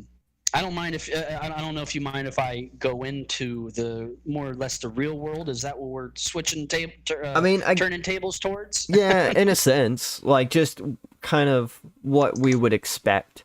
Real quick though, I did throw out. I was talking about Hijack and how he's kind of he's associated with the circus. He's not directly related. Well, he was Royal Blue associated. Yeah, too. He's definitely, I'd say he's closer to Royal Blue. He is like the merchant aspect of Royal Blue that's stuck around. He's small time compared to like us. But like we help each other out and we do good and he does good. But he's in a lot of ways if Skittles ain't there, he is the one you talk to, I'd imagine. Yeah, I noticed I think it was just one event in particular where Skittles was more. I don't know if he actually was a role player for that one or if he was just kind of roving around. But Yeah. that was the time when they did have their royal blue coins that they were Yes. passing out for. And you went to Howard, but you could go to Skittles as well. But Yes. Howard was kind of the main storefront guy that dealt all storefront sort of deal. Yeah. Yeah, I got one of those coins. I don't have a picture on hand of it, but I do have the physical coin. If I could set up a webcam to work properly and all, I would show y'all. But the webcam's pointed at my face. So until I'm ready for the face reveal, you're gonna have to live in mystery. Well, I don't know. I will say I don't know if it'd be much of a face reveal. Considering all the posting pictures. Yeah. That's true. That is true. But I mean, I just would if I'm gonna throw my face on the stream specifically, I'd rather be in full kit, and I'm just not in a room that's set up for that. So Yeah, you gotta make a dedicated wasteland lair that looks all rustic. You know? That'd be fun. Oh yeah. But yeah, let's talk about the kind of jobs you'd expect to actually pop up. So yeah, the list that I comprised, it's going to be short term and long term, dependent on when and where you start out at. But the main three you're going to be running into is going to be food. So we have gardening, we have sources of food, we have cooks, we have storage sort of deal. Farmers. We have water. Oh yeah, farmers for sure. Water as far as purifying, filters, storage, sources. You know, but that falls in with the food category as well. But I did throw out that we've had times during the events where water is important and we do have to gather it, but it typically ends up being a group effort, and it's kind of like anyone who's just available at the time is part of it. But you could just wander off and do your own thing at any given time. Yeah. And you can, water and food can also be used as like bartering and trading items as well. Yeah. From kind of like group to group or faction to faction. But two big important things that fall under the same sort of like category is Yeah. Did I lose you? I think I lost you. Yeah, sorry about that. No, you're fine. I was just give me one more second. You're good. I'm just throwing up some pictures. There's the first pictures of myself and the merchant at our COV stand. And then we got this picture here of Hijack. And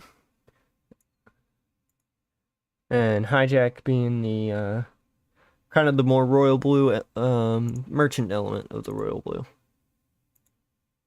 So Yep. All right, sorry. Getting back to it. Sorry. Yeah, no, you're fine. Talk with one of my higher ups. Yeah. So where did I leave off? Oh yeah, the other two main important jobs. That could definitely turn into jobs, and two of which kind of stem off. Shelter. Oh yes. Like I was saying, defense. Construction. So shelter, that kind of goes along the lines of what you were saying, like carpentry. Yeah, like carpentry, masons, construction, engineering. Yeah, and we've even when it comes to like survival mega events or Balahack, we kind of makeshift our own sort of tarp cities, as it were. Well, I remember the Thunderdome earlier. Oh yeah. One of the requirements to win the event was to have a shelter. Originally you had to do it in a specific way and all that stuff. but like the staff came over and they're like, you know what? If you can turn this entire area into a shelter, we'll count it as like victory for Yeah. for a certain number of people that are in here. And that's when the Thunderdome was born. So yeah, the whole engineering and like something that goes a part of that, which has been it has been a part of some Wasteland events. It's don't get me, it hasn't been a main focus, but one thing that has been talked about is energy, as Yes. far as gasoline, electrical, hydro Oh sort of yeah. deal. I threw out Manual getting energy. gas. Yeah, which goes along with the whole shelter and defense thing. Like in the real world, of course, I mean, you wouldn't want to be running around backpacking, hiking all the fucking time, because honestly, your life expectancy in the real world versus the fictitious Rev and Survival Megas, where you are walking around constantly, you are sort of immersed into this environment. Is a home front, you know, an actual structure meant for long-term and permanent use, Yeah. which goes into the whole energy thing. Yep. The more self-sufficient energy, you can be, the yeah. better. Yeah, and that still goes into the how do we store the energy? What are the sources of energy? Like electrical work. Like I know that we one of our guys, Dead One, he was an electrician's apprentice of some sort. I think so. So we do have some guys who do have some electrical experience. And we I know that we often implement Yep. our real world like work experience and stuff, or yeah, absolutely.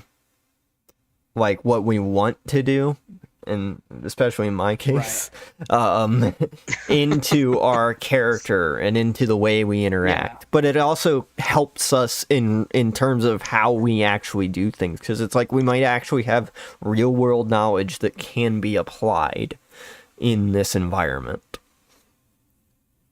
So Absolutely. I mean, I think that goes along with anybody's like character role or job within the Waste. Like I tend to see people either using some portion, as like I did with the pizza guy, using some portion of themselves also like to be translated in the Waste, but it's also kind of like an amplification of a persona, and it's still some small part of you, you know. Oh yeah.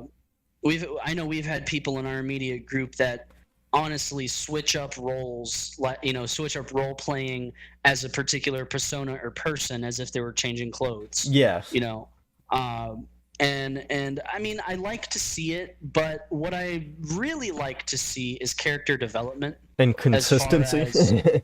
Yeah, character development and consistency, because if we're really talking like, you know, like storyline sort of deal. I know that we've had discussions in the past of you know, really getting all the info and backstory out, and that I think which is what my Overseer's logs difficult. is going to be. Yeah. Oh, absolutely. I think that would become difficult if you weren't the Overseer, you know, 90% of the time, and you opted to go for Shadow War Hunter, you know, 5,000, and then the next time around you're, you know, some cult leader instead. Like for consistency, you know, continuity sort of deal. Yeah, I would say that there is some small portion of yourself inside of a character, either that or it could be the complete opposite. I mean, you could be a, you know, a bank worker or whatever, and I was like, oh, my job's boring. Let me do the absolute opposite of this boring job. Let me be this crazy guy. Let me call myself Psycho or something. Yeah. You know. And you could morph into a different character completely, and you know, staying on topic, that'll kind of dictate what your job would essentially be within the Waste. And I think part of that also could bleed into IRL. You know, if you don't have specific skill sets that could benefit a, in a scenario like this, if you don't have like specific skill sets that'll kind of go along with the whole survival genre, as Mm-hmm. it were. You tend to make your own in the whole Rev universe and Apocalypse universe. But if you do have some, we know a lot of people who are prior military. Yep. We live in a what lack of better words is like a military state. I mean, we have like bases. The largest naval base ever or whatever is like Norfolk, Oh yeah. and then we have Langley. So we have tons of military people around here, and that tends to we have a lot of military friends, and they love airsoft and they love the whole event. So their skills and attributes get thrown in there as well, and their jobs translate very well Yeah. towards not only the rev portion but real life too. With engineering, I know my buddy Cleveland. He's in one of our chats. I know he is actually an electrician's mate in the Navy, so he can, you know, he knows way more about that shit than I do. If I'm being Yeah. completely honest, I would I would deem myself to be halfway useless when it comes to surviving in the waste as far as my skill set. So in the so and you can kind of see that with my character too. I kind of float around in the Yeah. rev wastes. So I mean, it's not like I'm a huge significant piece of the puzzle, but I'm there. Yep. I'm definitely there. Well, I'd But, I'd say you I'd know. say we definitely, like, some of us might seem to, and we've had this talk one on one in private. We might not always seem like we're the important ones, I guess. Like, we're not getting all the Yeah. attention all the time compared to, say, Yeah. Warlord, Phoenix, those guys. Oh, But I mean, hell, dude. in a lot of ways, without us, things wouldn't work. Right, and I agree. I mean, I had the conversation before with you. I mean, when it comes to even you talk about milsim or role play or Mhm. airsoft in general, and especially when it comes to this rev, sort of atmosphere. Every single and this is just a commentary with everybody. Every single person has to be the main character. Has to be. They have to Oh, have yeah. something that sets themselves apart from the crowd, Yeah. sort of deal. That's why when I spout out names like Shadow Hunter X5000, Oh, yeah. like that seems like a very generic, robotic sort of generated name. But something like that, someone would call themselves to kind of differentiate between, put a difference between them and the main crowd. So Yeah. when it comes to like the whole storyline stuff, like I said, I'm perfectly fine with being sort of the background character that is kind of like reoccurring. Mm-hmm. I'm not one of the main characters, but I'm one of the main players. Yeah. As it were. Yep. But I mean, hell, I guess you can find a role however you want, whatever you want to do. That's the beauty of it. That really is the beauty of it. You could make a list or don't make a list. Yeah. You will fall into a line somewhere. You Oh, will yeah. fall into a role somewhere. And honestly, that's how people get their call signs a lot of the times. Oh, definitely. Is I mean, they'll I'll do admit that something, mine is a bit more self-imposed. But I've kind of like Sure. it's grown onto me. Like, people, even if it's not everybody, like it's become legitimized in a lot of ways, I guess. Oh, right, yeah. So, I mean, I know there would be people in the group who would go against the whole I make my own name sort of deal. But I mean, if it turns out it works, then it works. I mean, I don't know the backstory of how most people got their names, but I know that they have a name, and that's what I call them by. yeah. Yeah. I mean, One of in the terms funnier of names being real Lost world and Found. implicate in terms of real world, like why I have mine is because I wanted to change my I wanted to have a more significant role.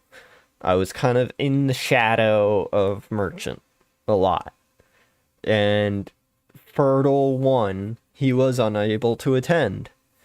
So we weren't going to have the circus. So I decided to use that as an opportunity to start anew with my own character. And I started calling myself the Overseer, and I started organizing with people and like kind of like trying to keep this town like a bit of a safe zone and stuff. The main struggle was just how hot it was. But it stuck.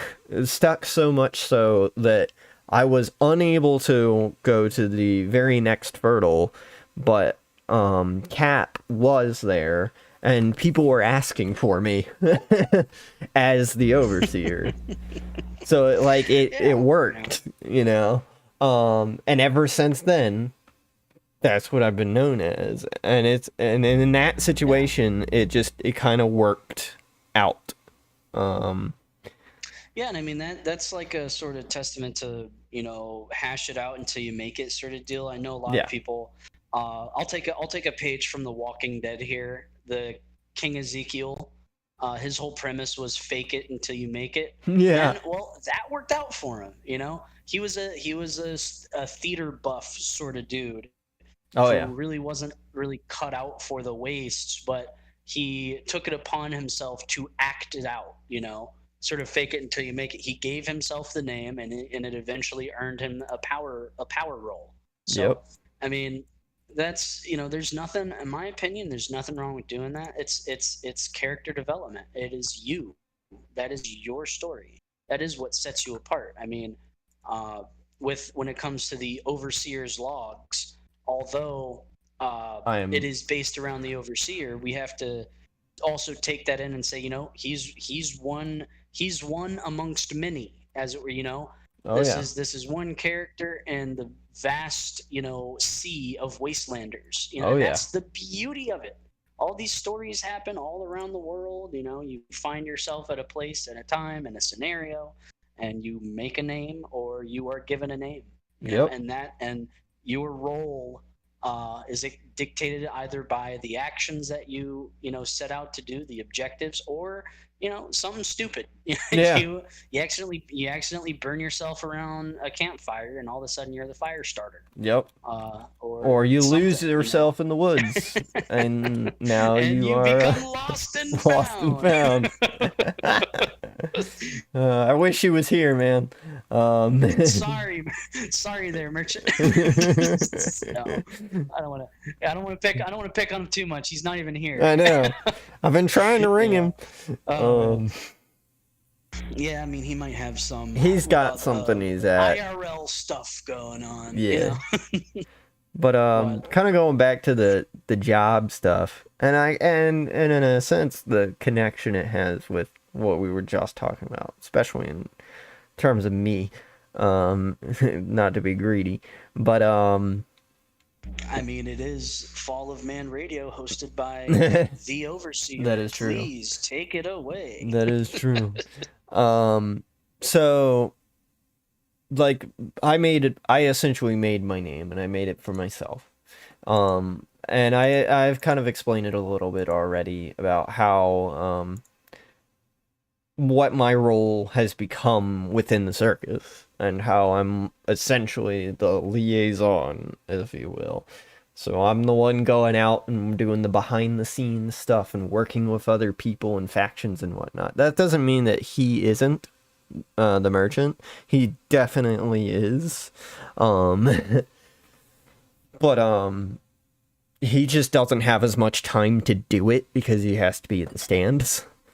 And so I will take it upon myself to go and look around and stuff myself. And go ensure that we will win the event, if you will. Would you even, venture to say maybe perhaps a diplomatic role. Yeah. Yeah, I'd say so. And I actually did talk a little bit about how I I flexed my diplomatic skills during the past Desolation event, and my having essentially brokered truce between the three campsites, even though we had a Right. very negative relationship with one of them in particular because we raided them. As I said, it is oh so fun to play the antagonist Oh, once in a yes. while. Oh, yes. And honestly, the group of guys we had were just fantastic. I don't think I could have replaced any one of them with somebody different, you know. No, I can't imagine. No, I wouldn't think want. they were just a I really good wouldn't group want of guys. to. We had a good group. Yeah. I would not Oh, want I really to wouldn't know replace them. the whole chemistry, the way that the group really formed itself was awesome. Oh yeah. I know. love that at first they were like out to get us, and then they found out one of us was a cook. Oh yeah. Oh yeah. I mean, honestly, a portion of them back the event before Desolation 3 Perdition, we were at each other's necks. We were at opposing camps. Yeah. It was us versus them originally, and Oh, yeah. I pulled one of the guys aside. His name is Butters. I call him Hightower because he's just a tall Marine guy. Yep. You know, and I was like, you know, if we ever come to an event again and we are on the same side, we would probably steamroll the rest of the factions if we were just one faction. And guess what happened? As the not to play along with my own name, but as the prophet is prophesied, that is exactly what happened. Come Desolation 3, we steamrolled the hell out of everyone. Oh yeah. You know, and we had a fun time doing it. It was great. I mean, yeah. To Yeah, just we be really did able it, you know. to deviate from our usual like selves, I guess, Yeah. and just know. do something different and a little bit more crazy. Whoops, sorry about that. Pulled up again. Uh-oh. Some viewers might know what that is. Yeah, that's French to me, dude. I have no idea. No idea what that is. But it's just normally our roles are sort of passive, and our with our whole jobs sort of deal. Yeah. We'll take on, if we are playing more passive, we could do scavenger roles or just straight up survival roles in general to ensure our survival. Yeah. See where we lie within like a different community, because it's an entirely different ball game when we came to Omega. Like our jobs over certainly. at Rev, you're at the COV with Merchant, and you are the overseer. Merchant is the merchant. Yep. And when we all got to Perdition or Desolation, the roles were so different because we're not established there. We really were not established there at the start. We're becoming established. We are becoming, because we're just reoccurring characters right now. Yep. Frank and Alex, awesome people from Survive Omega. Yeah. Awesome guys that we started, they started to know our faces and our names, Yep. They don't know it's not like they know us by our actual names, and of course the call sign, the overseer, the prophet, Phoenix, Merchant, lost and found. But Merchant, as we know him, Merchant did get himself a new name. But yeah. But yeah, we've started to establish ourselves a little bit more there, and our roles can expand, as we've seen at Desolation 3. Yep. Our roles have definitely expanded from just being the passive, seeing where we lie within the community sort of deal, just trying to get by day to day. Yep. And I think that's a pretty big part of the jobs and the roles with Wasteland, and even real life, if you want to equate it to that, is when you start to get more established, when you start to understand the necessity over the want, and Oh the yeah. whole idea and objective, your roles are going to shift. Simple as that. Your roles are going to shift, and it's going to, you could, you know, amplify a certain part of your role that you never thought you would, Yep. scavengers become doctors, According to mechanics become Omega, fighters. according to Omega, I'm a boogeyman.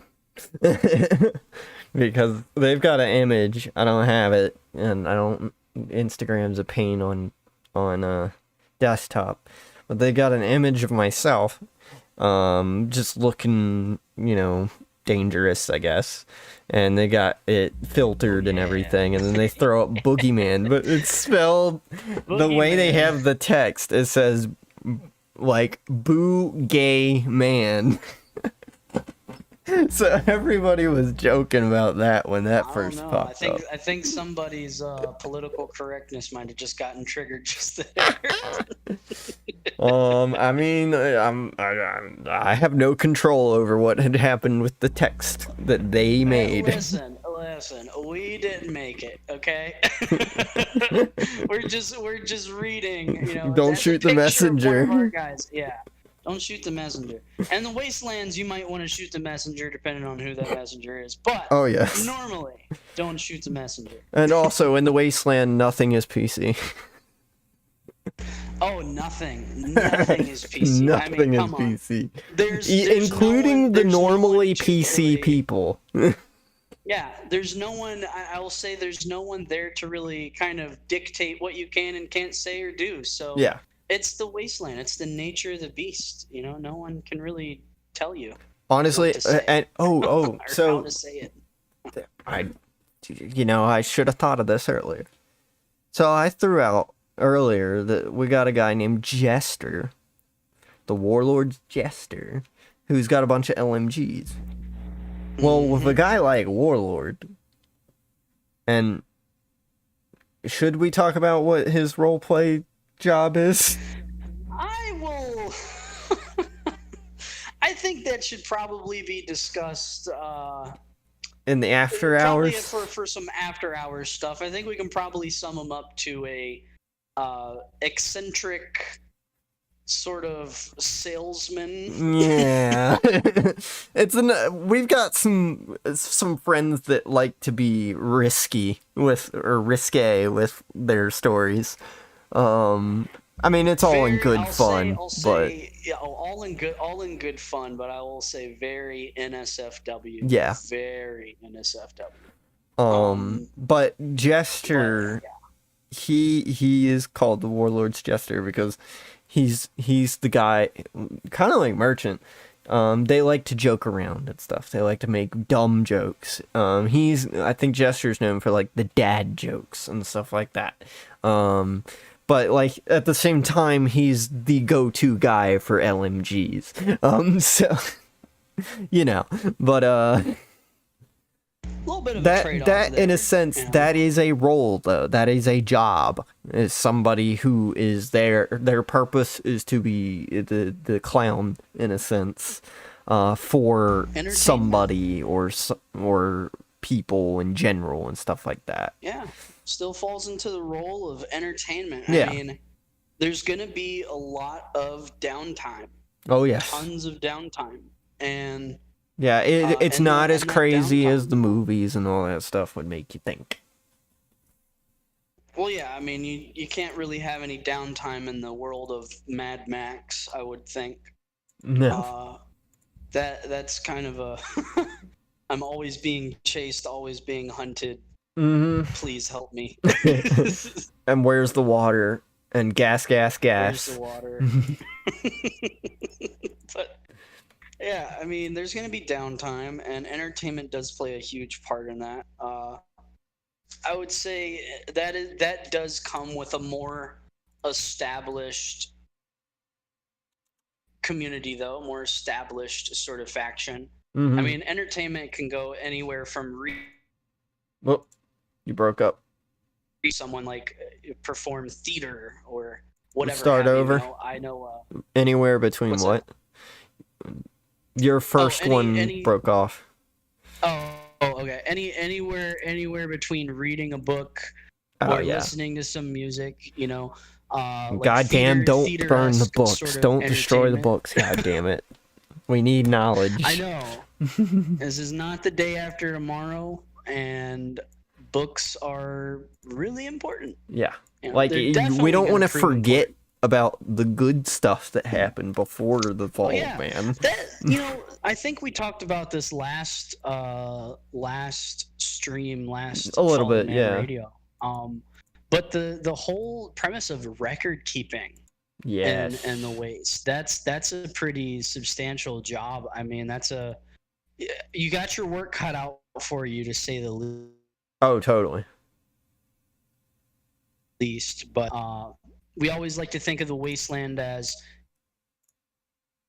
almost like going primitive. from society, you know, government structure, right? Yeah, from government structure down to primitive, low-level stuff. But I mean, what if you grow up in the Waste? That's all you're going to know. That's the world. Yeah. So record keeping is extremely important, and storytelling. My God, storytelling by the fire. Yeah. You know. And we've got plenty of those. Oh yeah, so much material. Some of them are Love it. Can't wait to go over it. pre-fall stories and stuff. Oh yeah. Can't wait to go over those for sure in a later time. But Yeah.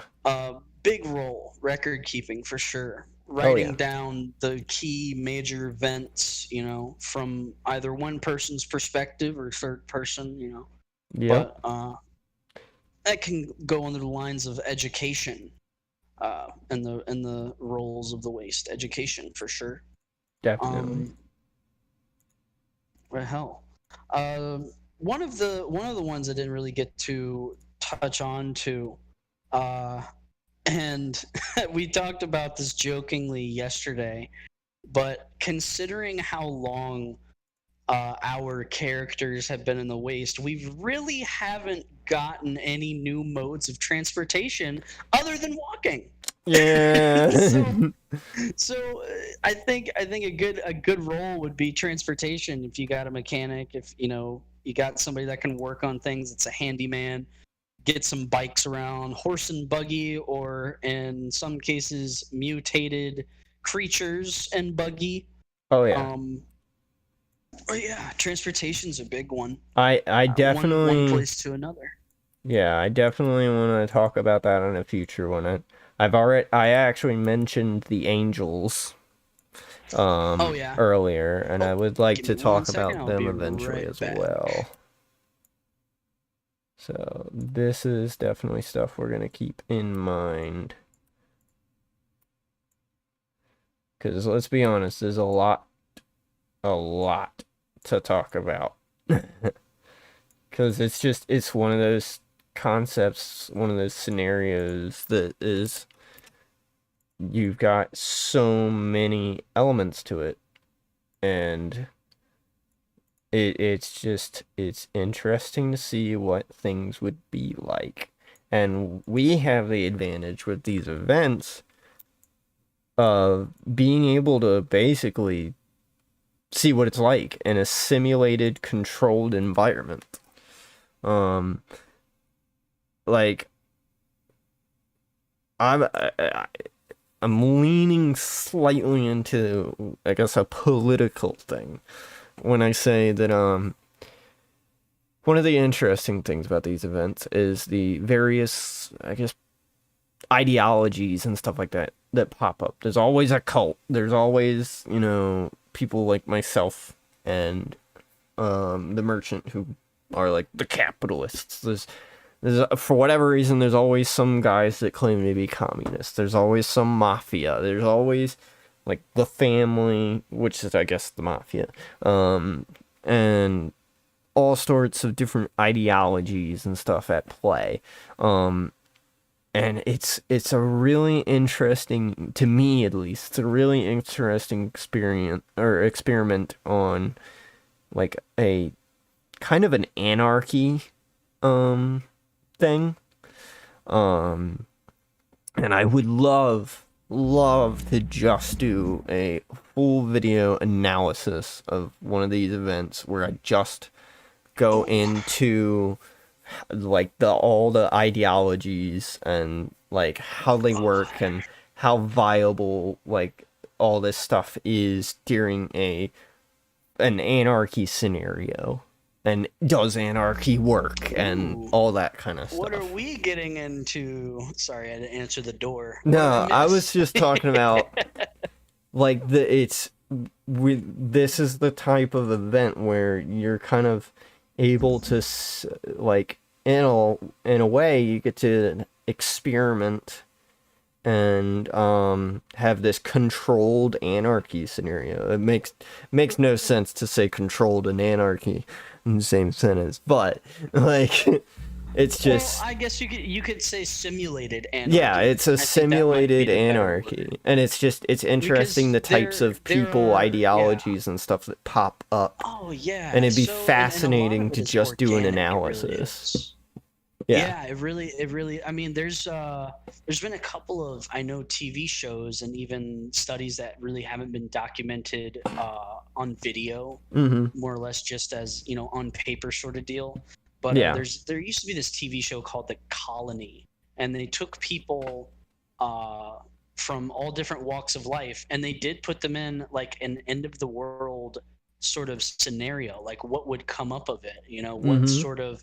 what sort of ideology would they adopt. And I think a very good study point could be an event like Rev or Oh, totally. Survive Omega sort of deals, Like because if that's I just like my thing is I want to do a video where I do this in-depth analysis type thing, but I also don't want to not be part of it, you know? Like I don't want to take myself out of the event so that I can do well, this. film yourself too then. Well, yeah. I mean, in the future, I do plan on filming myself at the event and doing kind of like Sniper does, where I'm like but more in character than even he is, and I'm like Yeah. doing I mean, the story of honestly, my character you at that could- event. You could make it a part of Overseer's Logs, but just make it a segment like Overseer's Logs, the study. Yeah. Oh yeah. Like Definitely. make it a series or segment. Yeah. I gotta figure out a good way of doing it. I think it would be very, very interesting for sure. I honestly, Like I might have to cooperate with some other guys that are willing to yeah, just go around and get footage, or just follow me around specifically and get like my interactions with people. And I don't know, I might do interviews even where I just walk around and I go, "Hey, like what's your faction? What do you believe in?" kind of thing. yeah, kind of profiles of the waste. Yeah. And put it together as like a social experiment, a social study. Yeah. And I think Teeth is with Beyond the Games YouTube. Tier 6 is his team, and he has at one point talked with at least one or two of us about doing a like interview introducing all the like the faces of Rev, the people of Rev kind of thing. But I think it just didn't end up happening because it was hard to like coordinate and stuff like that. But I'll probably talk to him about stuff like that as well. Maybe we'll just trade footage and whatnot. Yeah, or collaboration possibly. Yeah. Oh yeah. Might be a cool thing to possibly explore. Definitely. Just depends on what direction you want to take the whole channel in. I mean, honestly, like I as much as I want to know, stay in the whole Wasteland thing, like it is ultimately whatever I want it to be. Yeah, So for sure. yeah. I know it would be super interesting, but be super costly too. There's the can't remember what it was called, like Old Town something. I think it's Oh, like some European it's a LARP somewhere event, over there. right? Yeah, it's the 4-day event. Yeah. You know, is most of the events. I think Survival Megas is the longest that I've been to. It starts It's like a 2.5 or. Friday or set. Yeah, it's like 2.5. Mm-hmm. But like a 4-day event, I think you would completely be immersed by that, second day, because you're like, oh shit.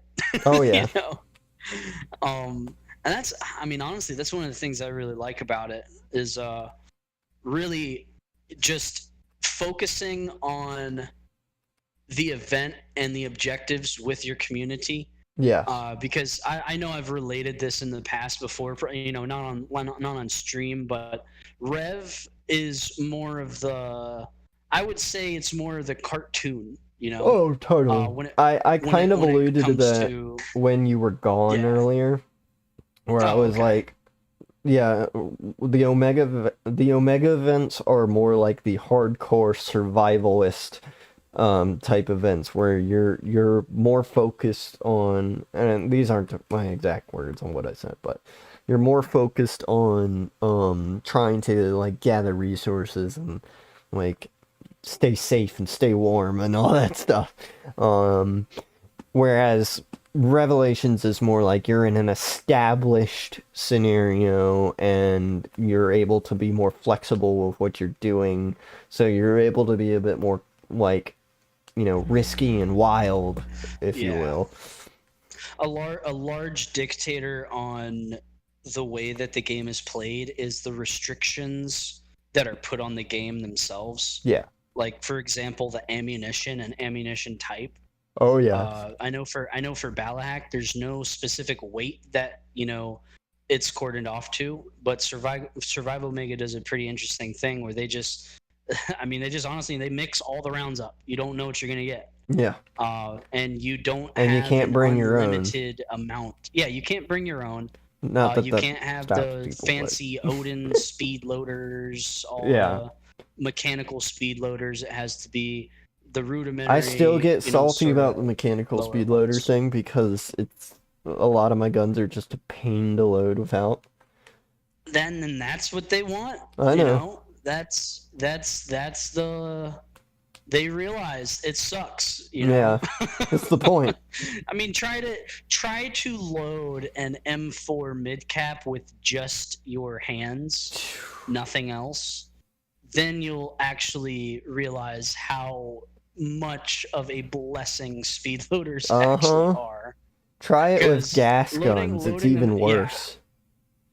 And try it when it's cold. My And you're not goodness. wearing gloves, You're or you not have wearing to any take them gloves. off Yeah. because they're too thick. You can't depress the spring. You can't push it all the way down. The BBs are small as hell. Yep. And you get a limited number, so every single one of them counts. Every Yep. single one of them. That's a pretty big significance. It's not the only difference. That is not the main difference, but that is just one of the regulation differences when it comes, to the Survival Mega events versus Rev. Mhm. That really changes the way that the game is played. And as tying into the topic of the day, Mhm.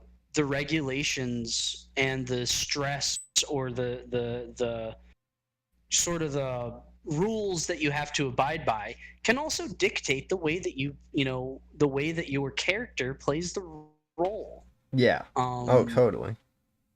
When you have a guy at Balahack that only runs LMG, one of our good friends, Boxmag. You can imagine where he got the name from, an LMG. So And when you got a guy we that had a specifically runs sad day Boxmags, because it broke for a while. don't. It's his whole name. It's his whole identity. It can't break. I know. Yeah, the whole. I think he's got it It was fixed. sad, but I hope he does. But I mean, even if he doesn't have an LMG, Boxmag is Boxmag. He's still Boxman. Yeah, but when you have an entire almost premise based on around a gun and a sort of like persona revolved around shooting everything, anything and everything that moves. Yeah. Well, go to an event like Survival Mega. You're not going to want to shoot anything Anything because if you you don't can have the avoid ammo. it. Yeah. Like if you can avoid it, It's- don't waste this ammo. Omega is where it's closer to real life because you have to take calculated risks. Because Yeah. you're low on everything, let's be honest. It ain't just the ammo. You know, like you And and I you didn't go don't want into to the just be like, specific haha, regs, it'll but be funny if I just start a giant firefight. No, honestly, not a the great idea. firefight wouldn't like the firefights. There's a They're huge short. difference between the firefights at Survival Mega and the firefights at Ballahack. Yeah. Because the ammo there really isn't any ammo regulations when it comes to rev. I know that in the past they've tried to implement ammo restrictions, but Yeah. you know, eventually it just, to me, it didn't stick. You know, you got No. people running around with high caps. The most constantly they could just do, mowing people down. maybe, would be to say you can only have this specific weight. Yeah, but even then, you got to think. You know, we're talking everything from, you know, snipers Oh, yeah. to LMGs. You know, the snipers aren't going to have any fun running .3s, No. and the LMG gunners aren't going to have any fun running, you know, 4.6s or 5s. So Yeah. you know, there has to be some sort of trade-off. And I mean, believe me, I had an issue with it with Survival Mega originally. Yeah. I loved the premise behind mixing the BBs. Like, you don't really know what you're gonna get. However, one thing that I did want to suggest is, you know, for real life, you know, you have a cartridge for, you know, a reason. Yeah. That means that your weapon is chambered in a very specific, you know, ammo type. Yeah. So even though it might be shitty ammo, you know that this ammo is going to work in the gun. Yeah. Now, If when it it runs comes to the different 5.56, you're weights, only gonna run 5.56. yeah, and when it comes to the weights of the BBs, I was like, they could be shitty BBs, you know. Yeah. But I would like to know, like, if I'm going up to a merchant to buy ammo, what ammo type it is. Yeah. Because there is a point in time where you get handed ammo from a community leader. Yeah. Or you get ammo from different people that you loot off of. Yeah. And in that case, you don't know what ammo it is. Unless they tell you. And I like that idea. Yeah, unless they tell you.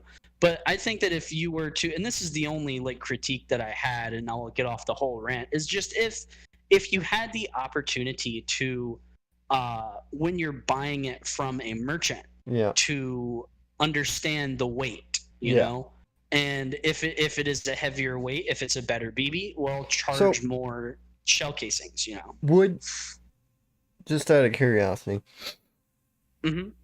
I know that you can use these to measure the circumference or whatever. Could you use I want to say calipers to determine the weight? Or is it something Use else? what? Calipers? I think. Calipers. Something. It's like the little measuring tool that you can clamp things with. Oh, I just can't remember what it's called. I know what you're talking about, but see, I don't know. And I just can't remember you're talking about just for like BBs, right? Yeah. I was wondering if you can use those to determine the weight.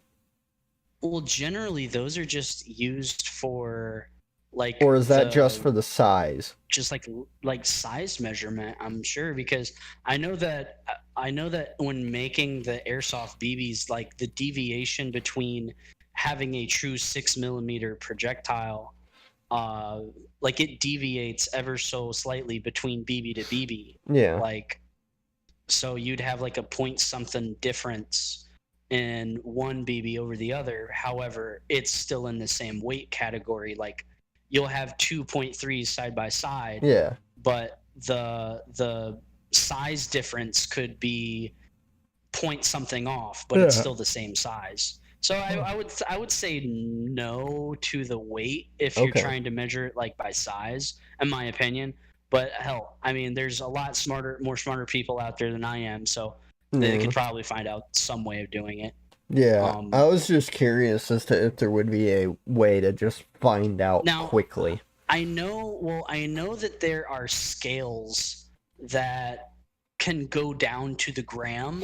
Like you can measure points of grams. Yeah, I use one for my and real work. Yeah, so It since you switches can like between do that and that, ounces. yeah, you can measure like points of grams, so like you'll be able to tell the difference right away between like a 0.2 and a 0.3. It'd probably if you'd you were to have to just set use the like BB one of down. the like kitchen like a kitchen scale or something like that, like one of those little ones that people have in the kitchen for measuring out like So, cups and in ounces and all my that. opinion, I wouldn't think you could just tell directly like from the size of it. Okay. It would definitely And it have wouldn't to be a scale it of would some sort. not necessarily be convenient to determine the weight. No. Okay. I mean, convenience sake, no. Unless you want to set up like one BB at a time. Yeah. One BB at a time, and it's like, okay, now I gotta separate all of this shit out. Yeah. No. That's why the factory did it for you by labeling the bottles. Speaking of factories and kind of getting back to the jobs thing, somebody's got to start making ammo again. Yeah. Somebody's got to start producing food again. Somebody's got to start filtering water again. I mean, like, civilization in a lot of ways is going to have to come back if people are to survive. Yeah, I mean, I think you might be talking more real world testament, but yeah, that's Definitely. like more real world for Definitely. sure. I mean, arms manufacturers, I mean, like, even if they go out, there's still going to be people out there that are like skilled with it. Yeah. You know. Well, yeah. I mean, there's I know for me and one of my friends, outside of the realm of prepping, however, it still ties into it pretty heavily. Mm-hmm. We like to try and reload our ammunition. So we'll, after we're done shooting, like 12 gauge or 9mm or whatever, we'll collect the shell casings and we'll try to repurpose them into new, or not repurpose, I should say, reuse them into like a new bullet, Yeah. Take all the primers and whatever out, measure out the gunpowder, get your pressers and all that fancy jazz. I'm not an expert on it by any means. I mean, I've watched a couple amateur YouTube videos, so I guess that makes me a certified expert. But, Good Lord. Yeah, no, the trusting YouTubers with anything. Yeah, don't trust me, people. Like I said, I'm a certified YouTube expert. Yeah. So holds a lot of weight. But yeah, no, getting the whole gunsmithing thing, that's a pretty armor smithing, gunsmithing. Yeah. I mean, that goes, in my personal opinion, that goes into defense along with and like not necessarily like engineering, but kind of like handiwork. Yeah. But like defense and handiwork and all that stuff. Which once you start getting more established, like if the fall were to happen right now, of course everyone probably has a little bit of gas in their vehicle. And you'd have vehicles at the beginning, but then you might not have vehicles for long unless you have mechanics, people who know what they're doing. And good gas. Good gas.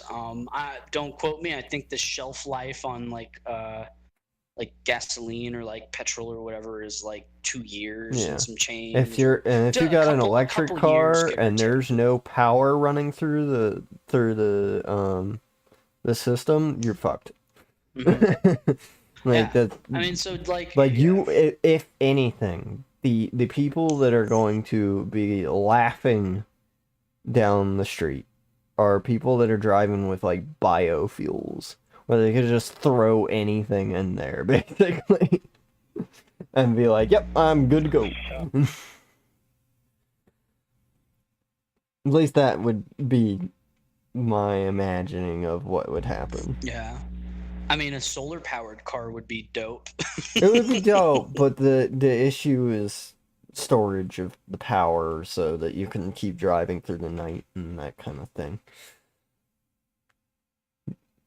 But Oh yeah, I mean, there's an exchange, there's a caveat to everything. yeah, I mean, if we could figure out really cool if we could figure out batteries, like having car batteries work in such a way that it also powers the engine at the same time. I mean, I guess in a way it does already, but just more powerful and retaining solar energy or something, then that would be great. But I think in terms of real world stuff, I think the future is going to be electric, and I hope we're going to get biofuels too, which will cause an agricultural boom, which will help farmers, but I'm not going to get too deep into that.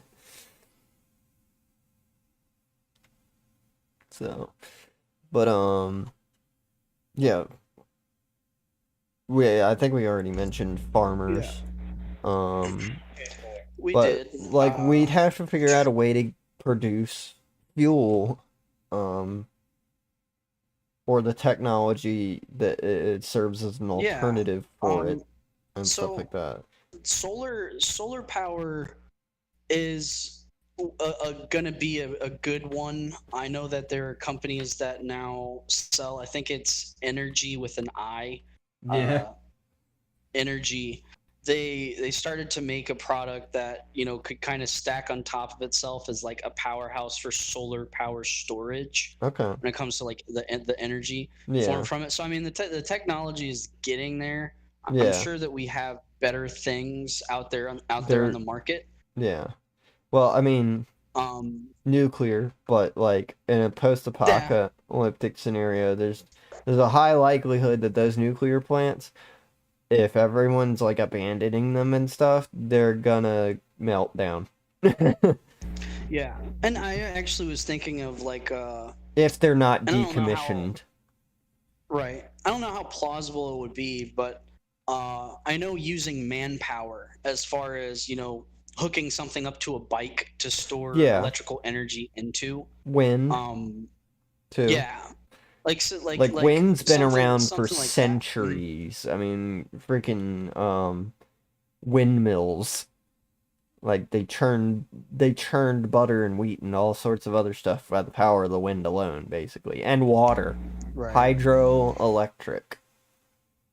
Build a mill through a river, and you got power. So I mean, in a lot of ways, we're gonna go back to basics, but we're gonna have potentially better knowledge and tech luxury, too. But, no. Yeah. That's why it's important to keep the books. Important to keep the books for sure. And I mean, going back to even the state of your community or the state of your group sort of deal in a real life IRL sort of scenario, the dynamic of the group is really going to be dependent on the skill sets that you already have and what you can learn and pick up along the way. So stuff like gathering food, hunting is a big thing. Tracking is another thing. These sort of quote unquote jobs that you can, assign to particular people, they're gonna definitely have some significance because hunting is a primitive skill. Gathering things, hunters and gatherers, primitive skills. Making and something that a lot of people don't seem to realize, like even eating utensils like bowls, forks, knives, spoons, stuff like that comes from primitive technology, making things out of wood, bushcrafting and Which we've been doing a lot even more because some of form, perdition and pottery sort desolation of. and stuff. The Oh bushcrafting. yeah. I mean, it's definitely given me. I used to think that, oh yeah, I love camping, I love doing this, but I started to take a huge interest into bushcrafting. One of the channels on YouTube, Smooth Get Flex or whatever it's called. Oh, yeah. Uh, they're actually, they try to teach you how to do a lot of the bushcrafting techniques, making forks and spoons, making your own fire, trying to, make fire in the rain. And their whole premise is like Fire in the rain. actual primitive living. Oh yeah, primitive living to like an extreme degree. Yeah. Which I mean, I don't know. Primitivism. Maybe it might be in the cards one day. Who's to say? I mean, I don't think anyone is immediately praying for an apocalyptic event. However, No. if one were to occur, your already pre-existing structures that aren't being used, Yeah. are going to start to turn over eventually and actually become toxic to live in. Assuming you don't maintain them and have the knowledge. Yeah, to maintain them. exactly. Assuming that you don't maintain them. So, perhaps primitive living could come back into play, which would ultimately change the roles of, the way that people live. Yeah. We're not, so, but the whole thing of the three main jobs: food, water, shelter. Yep. And of course we can put defense down there as a big one, but a fourth one. You first want to establish your water, your food, and ultimately your shelter. Yeah. Well, I mean, one thing's for so sure, in a post-apocalyptic scenario, I think everyone's gonna become a 2A advocate. Well, yeah, without getting into too much of current events, we touched on it last one. Yeah. Firearm sales did go through the roof. Yeah. I mean, my goodness. Price of ammo started rising. You got shortages, gun shortages, ammunition shortages, magazine shortages. I mean, you name it, the list goes on. And it's mostly just people seeking to protect themselves. Yeah. And that's all it is. That's all that we're talking about. That's all that survival is self-preservation. Yep. Preservation of life. So, and that's a lot of the times why we make these little groups. We start stemming off from Rev, our post-apocalyptic playground, as it were. Post-apocalyptic playground, we get into more real life stuff, and that's kind of all that it is survival, the preservation of life, current events, trying to keep on going, keep the system alive, keep it alive. So yeah, I mean, the jobs are definitely going to be important, but I was telling you before the stream started, I was like, well, I would think the jobs might actually tie in pretty closely to like the social structure of things. I was just thinking about that. And ultimately, they're kind of the same in a lot of ways. Yeah, and although they're not directly, synonymous with one another, like social dynamic and job, when you get down to, okay, who's doing what in this scenario? Who's going to be collecting the firewood? Who's going to be trying to go get us some food? Yeah. Who's, all that sort of stuff. The social dynamic plays a pretty substantial role in determining the jobs of the wastelands. And when, of course, it's a pretty different comparison, but it's pretty cool, interesting comparison to make. The roles in a fictitious wasteland versus the roles in a real wasteland. How the tables might turn. How the Shadow Hunter Killer 5000 Bounty Hunter might actually turn into a fruit and berry collector. Yeah. For the group, Yeah, I mean, there's definitely going to be people that would otherwise take more riskier roles in a controlled scenario, such as like the Revelations and stuff like that. Suddenly become a little bit more risk averse, I guess. But at the same time, you're gonna see people who might have been more passive in the controlled stuff become more active More aggressive. and more Yeah. aggressive. I Well, mean, yeah, I you've wouldn't seen even. it Yeah, with not even me aggressive. I to don't some know. extent Mhm. in terms of Right. how I interact between the two events with people. Right. No, absolutely. And And that's still I would controlled a say, thing. yeah, and I'd say within, like, because we can only kind of make a comparison to our immediate group, because it's Yeah. not like we're this crazy large network of people would call them nutty preppers or whatever. We're not a part of this large network of preppers that can No. compare and contrast between group dynamics. I mean, honestly, I think it's only been like recently that we've decided to, like, say, hey, you know what? Our interest inside of the game has surpassed that of the game. Yeah. It's now become an interest on a personal level, and then an interest on preservation of the group.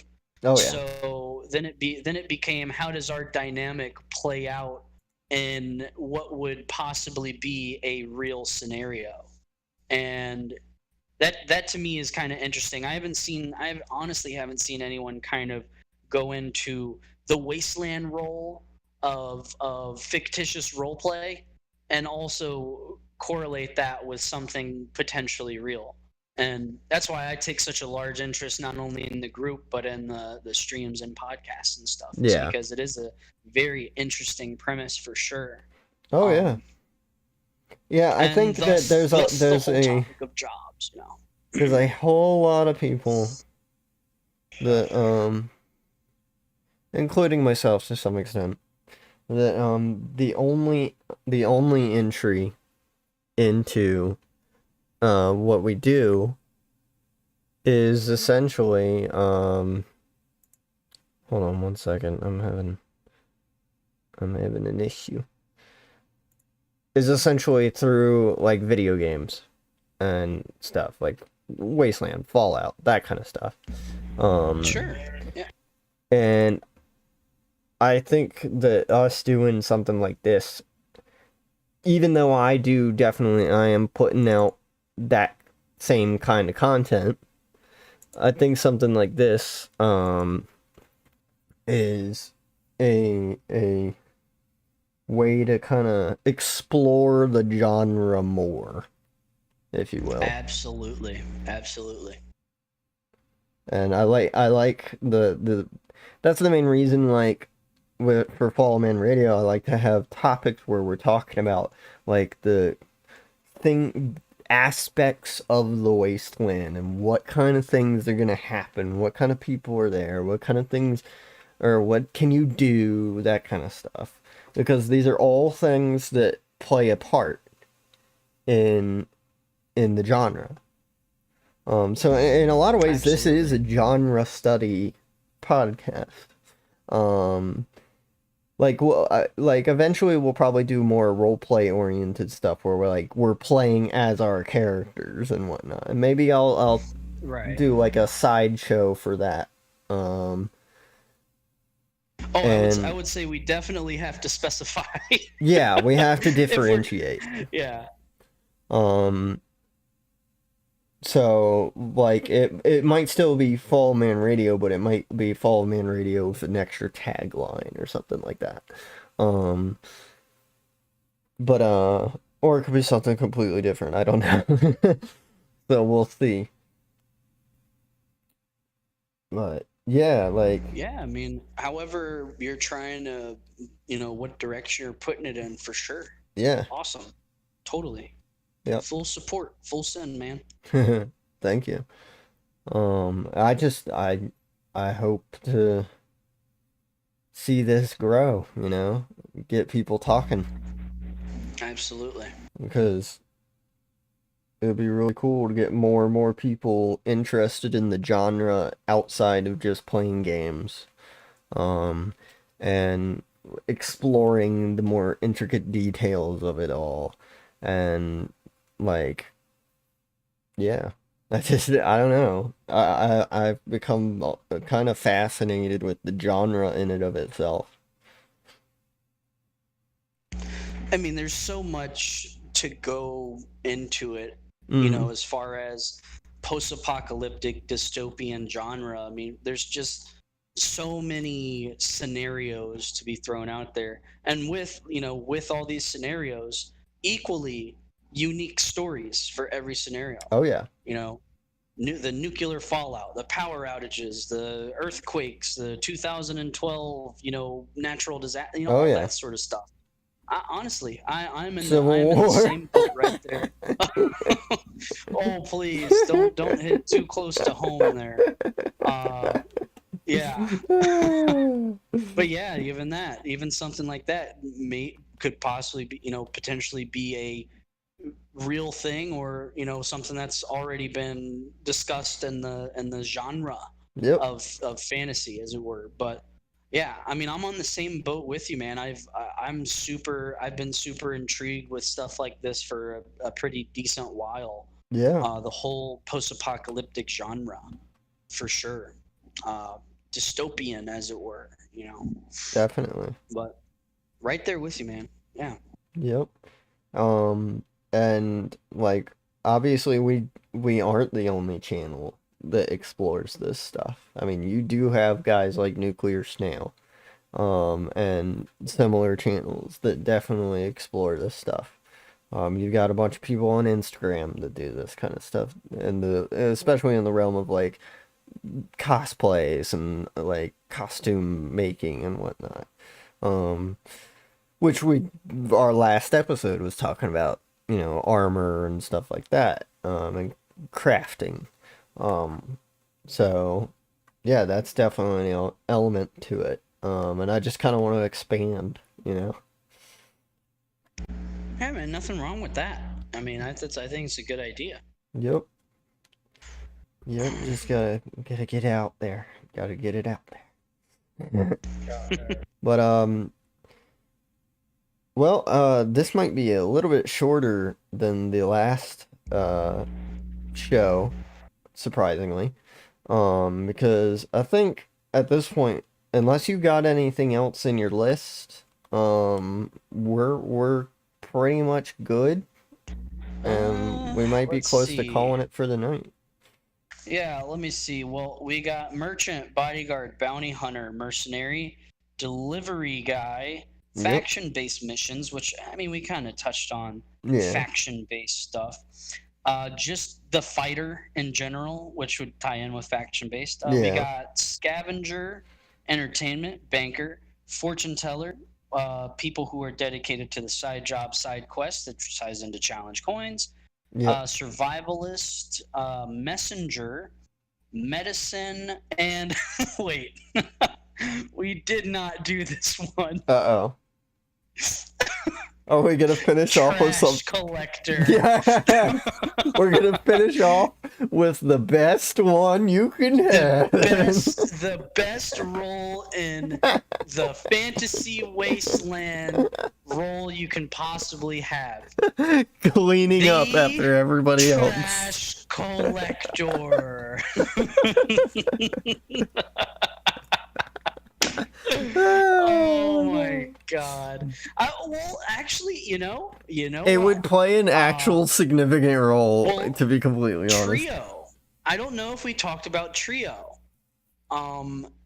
But that is one of Merchant's friends. His name is Trio, and he was at Desolation 2. I know that Overseer wasn't at Desolation 2. However, there was a player named Trio there. Like I said, one of Merchant's friends. He was a junk collector. Yeah. And that is a role. That was a dedicated role, like a junk collector. But when I say trash collector, that is different than junk collector. Yes. Let me specify. The trash collectors are legitimately people who go on a quest The dirty to job. do nothing but collect garbage. The dirty jobs.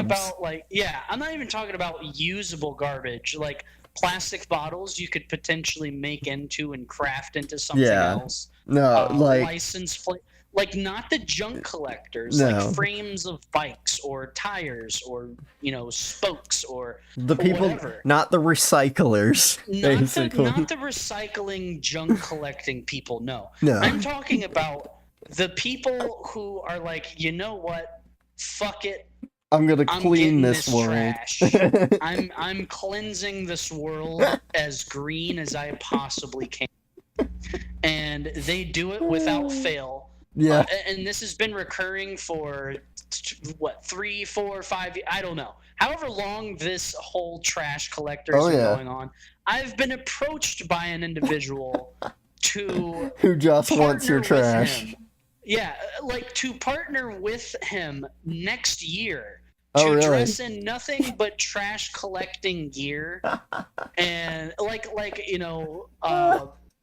And pick up people's trash.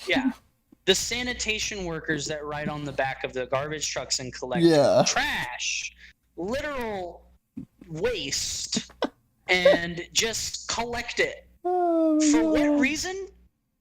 None other than just to have the wasteland, the actual wasteland, be cleaner look a little than bit it better. otherwise Like, would have been. It's a hats off to you, good sir. Thank you for collecting this trash. You've done But a what in good the service.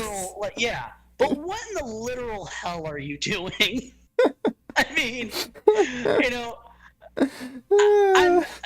I think we can kind of end the whole jobs, because that is the last and utterly last job. Real quick, I will put throw onto out my stuff list. like plumbers would be important too. Okay. And waste Plumbers, collectors, yes. but Yeah, all those people. Very, I But no joke, trash. no joke. Actually, we would need stuff like that for sanitation purposes. Disease was an actual thing back in the day. Yeah. That didn't just affect the lower peasant class. It also affected the kings and queens. Oh yeah. So sanitation They just hide for it sure. better. Yeah, right. Sanitation for sure. But yeah, Well, no, you could argue the trash to- collector is sanitation. To top it off, though, you could potentially win the game. Like, let's say that you had collected the 4 out of 5 challenge coins. Yeah. The last coin, if you wanted Just to, picking up trash. you would take off your figurative wasteland robe and don on you the hazmat suit of collecting trash throughout Does the it like waste. make you immortal though, or do you have to risk it all? No, you can, believe it or not. If you get shot while carrying bags of trash, you and all of the trashy garbage that you collected are falling to the ground until you are stemmed or just and in solemn defeat walk back to a respawn with the trash you collected. Mind you, this trash is not a sought after item. No. No one is going to be looting you for this trash. So no one is going to say, "Oh my goodness, what's Prepare in that accordingly." large trash bag? What's in that large trash? What is in this Literally questionably trash. large trash bag?" It's literal trash. You're not going to get looted. The debt that you have collected from other people, they're not going to take it back. You've just put it into a trash bag. That's your job. You're the trash man. Congratulations. At least nobody will go that's the after you because there's nothing for them. If they do, honestly, if a bounty hunter comes after a trash man, it will be a sad day in hell for the Wasteland. It really will, because it really sunk that low to now we are not only pulling hits out on the big key players and the nuisance that run around, and the great words of the Phoenix, senseless killing Going and in violence. violence. Causing senseless killing and violence. Now we gotta go after the trash man. What did he do? Absolutely he doesn't nothing. wanna do it. He doesn't even want to be collecting the trash, but he's collecting it for you. And you went and shot him. All you had to do was clean up after yourself, but You no. had one specific task. Don't kill the trash man. And what'd you do? You degen. You absolute scoundrel. You Killed the trash man. scallywag. You shot the trash man. What kind of bounty hunter are you? That's not even a bounty. You shot him for literal trash. That's just straight up normal old murder. Cold blood. Yeah. Cold blood. Trash Cold-blooded blood. murder. Trashy cold blood. I mean, gosh. But yeah, to everyone's sort of, yeah, the jobs. We'll end it on the fucking trash collector. We'll end it on the trash collector. Because unless you have something else, I can't really think of anything else off the top of my head. I'd say this is an excellent finisher though, just because it's fun. So awesome. I couldn't think of a better way to. Yeah. That's good. this has been the Overseer and Prophet with Fall of Man Radio, talking about jobs in the Wasteland and a bunch of other random stuff. And please leave a like, subscribe, comment, let me know what you think, hit the bell so you see those notifications, and if you're on Twitch, give me a follow, and I'll see you next time, guys. And Later, y'all. good luck in the Wasteland. Overseer and Prophet out.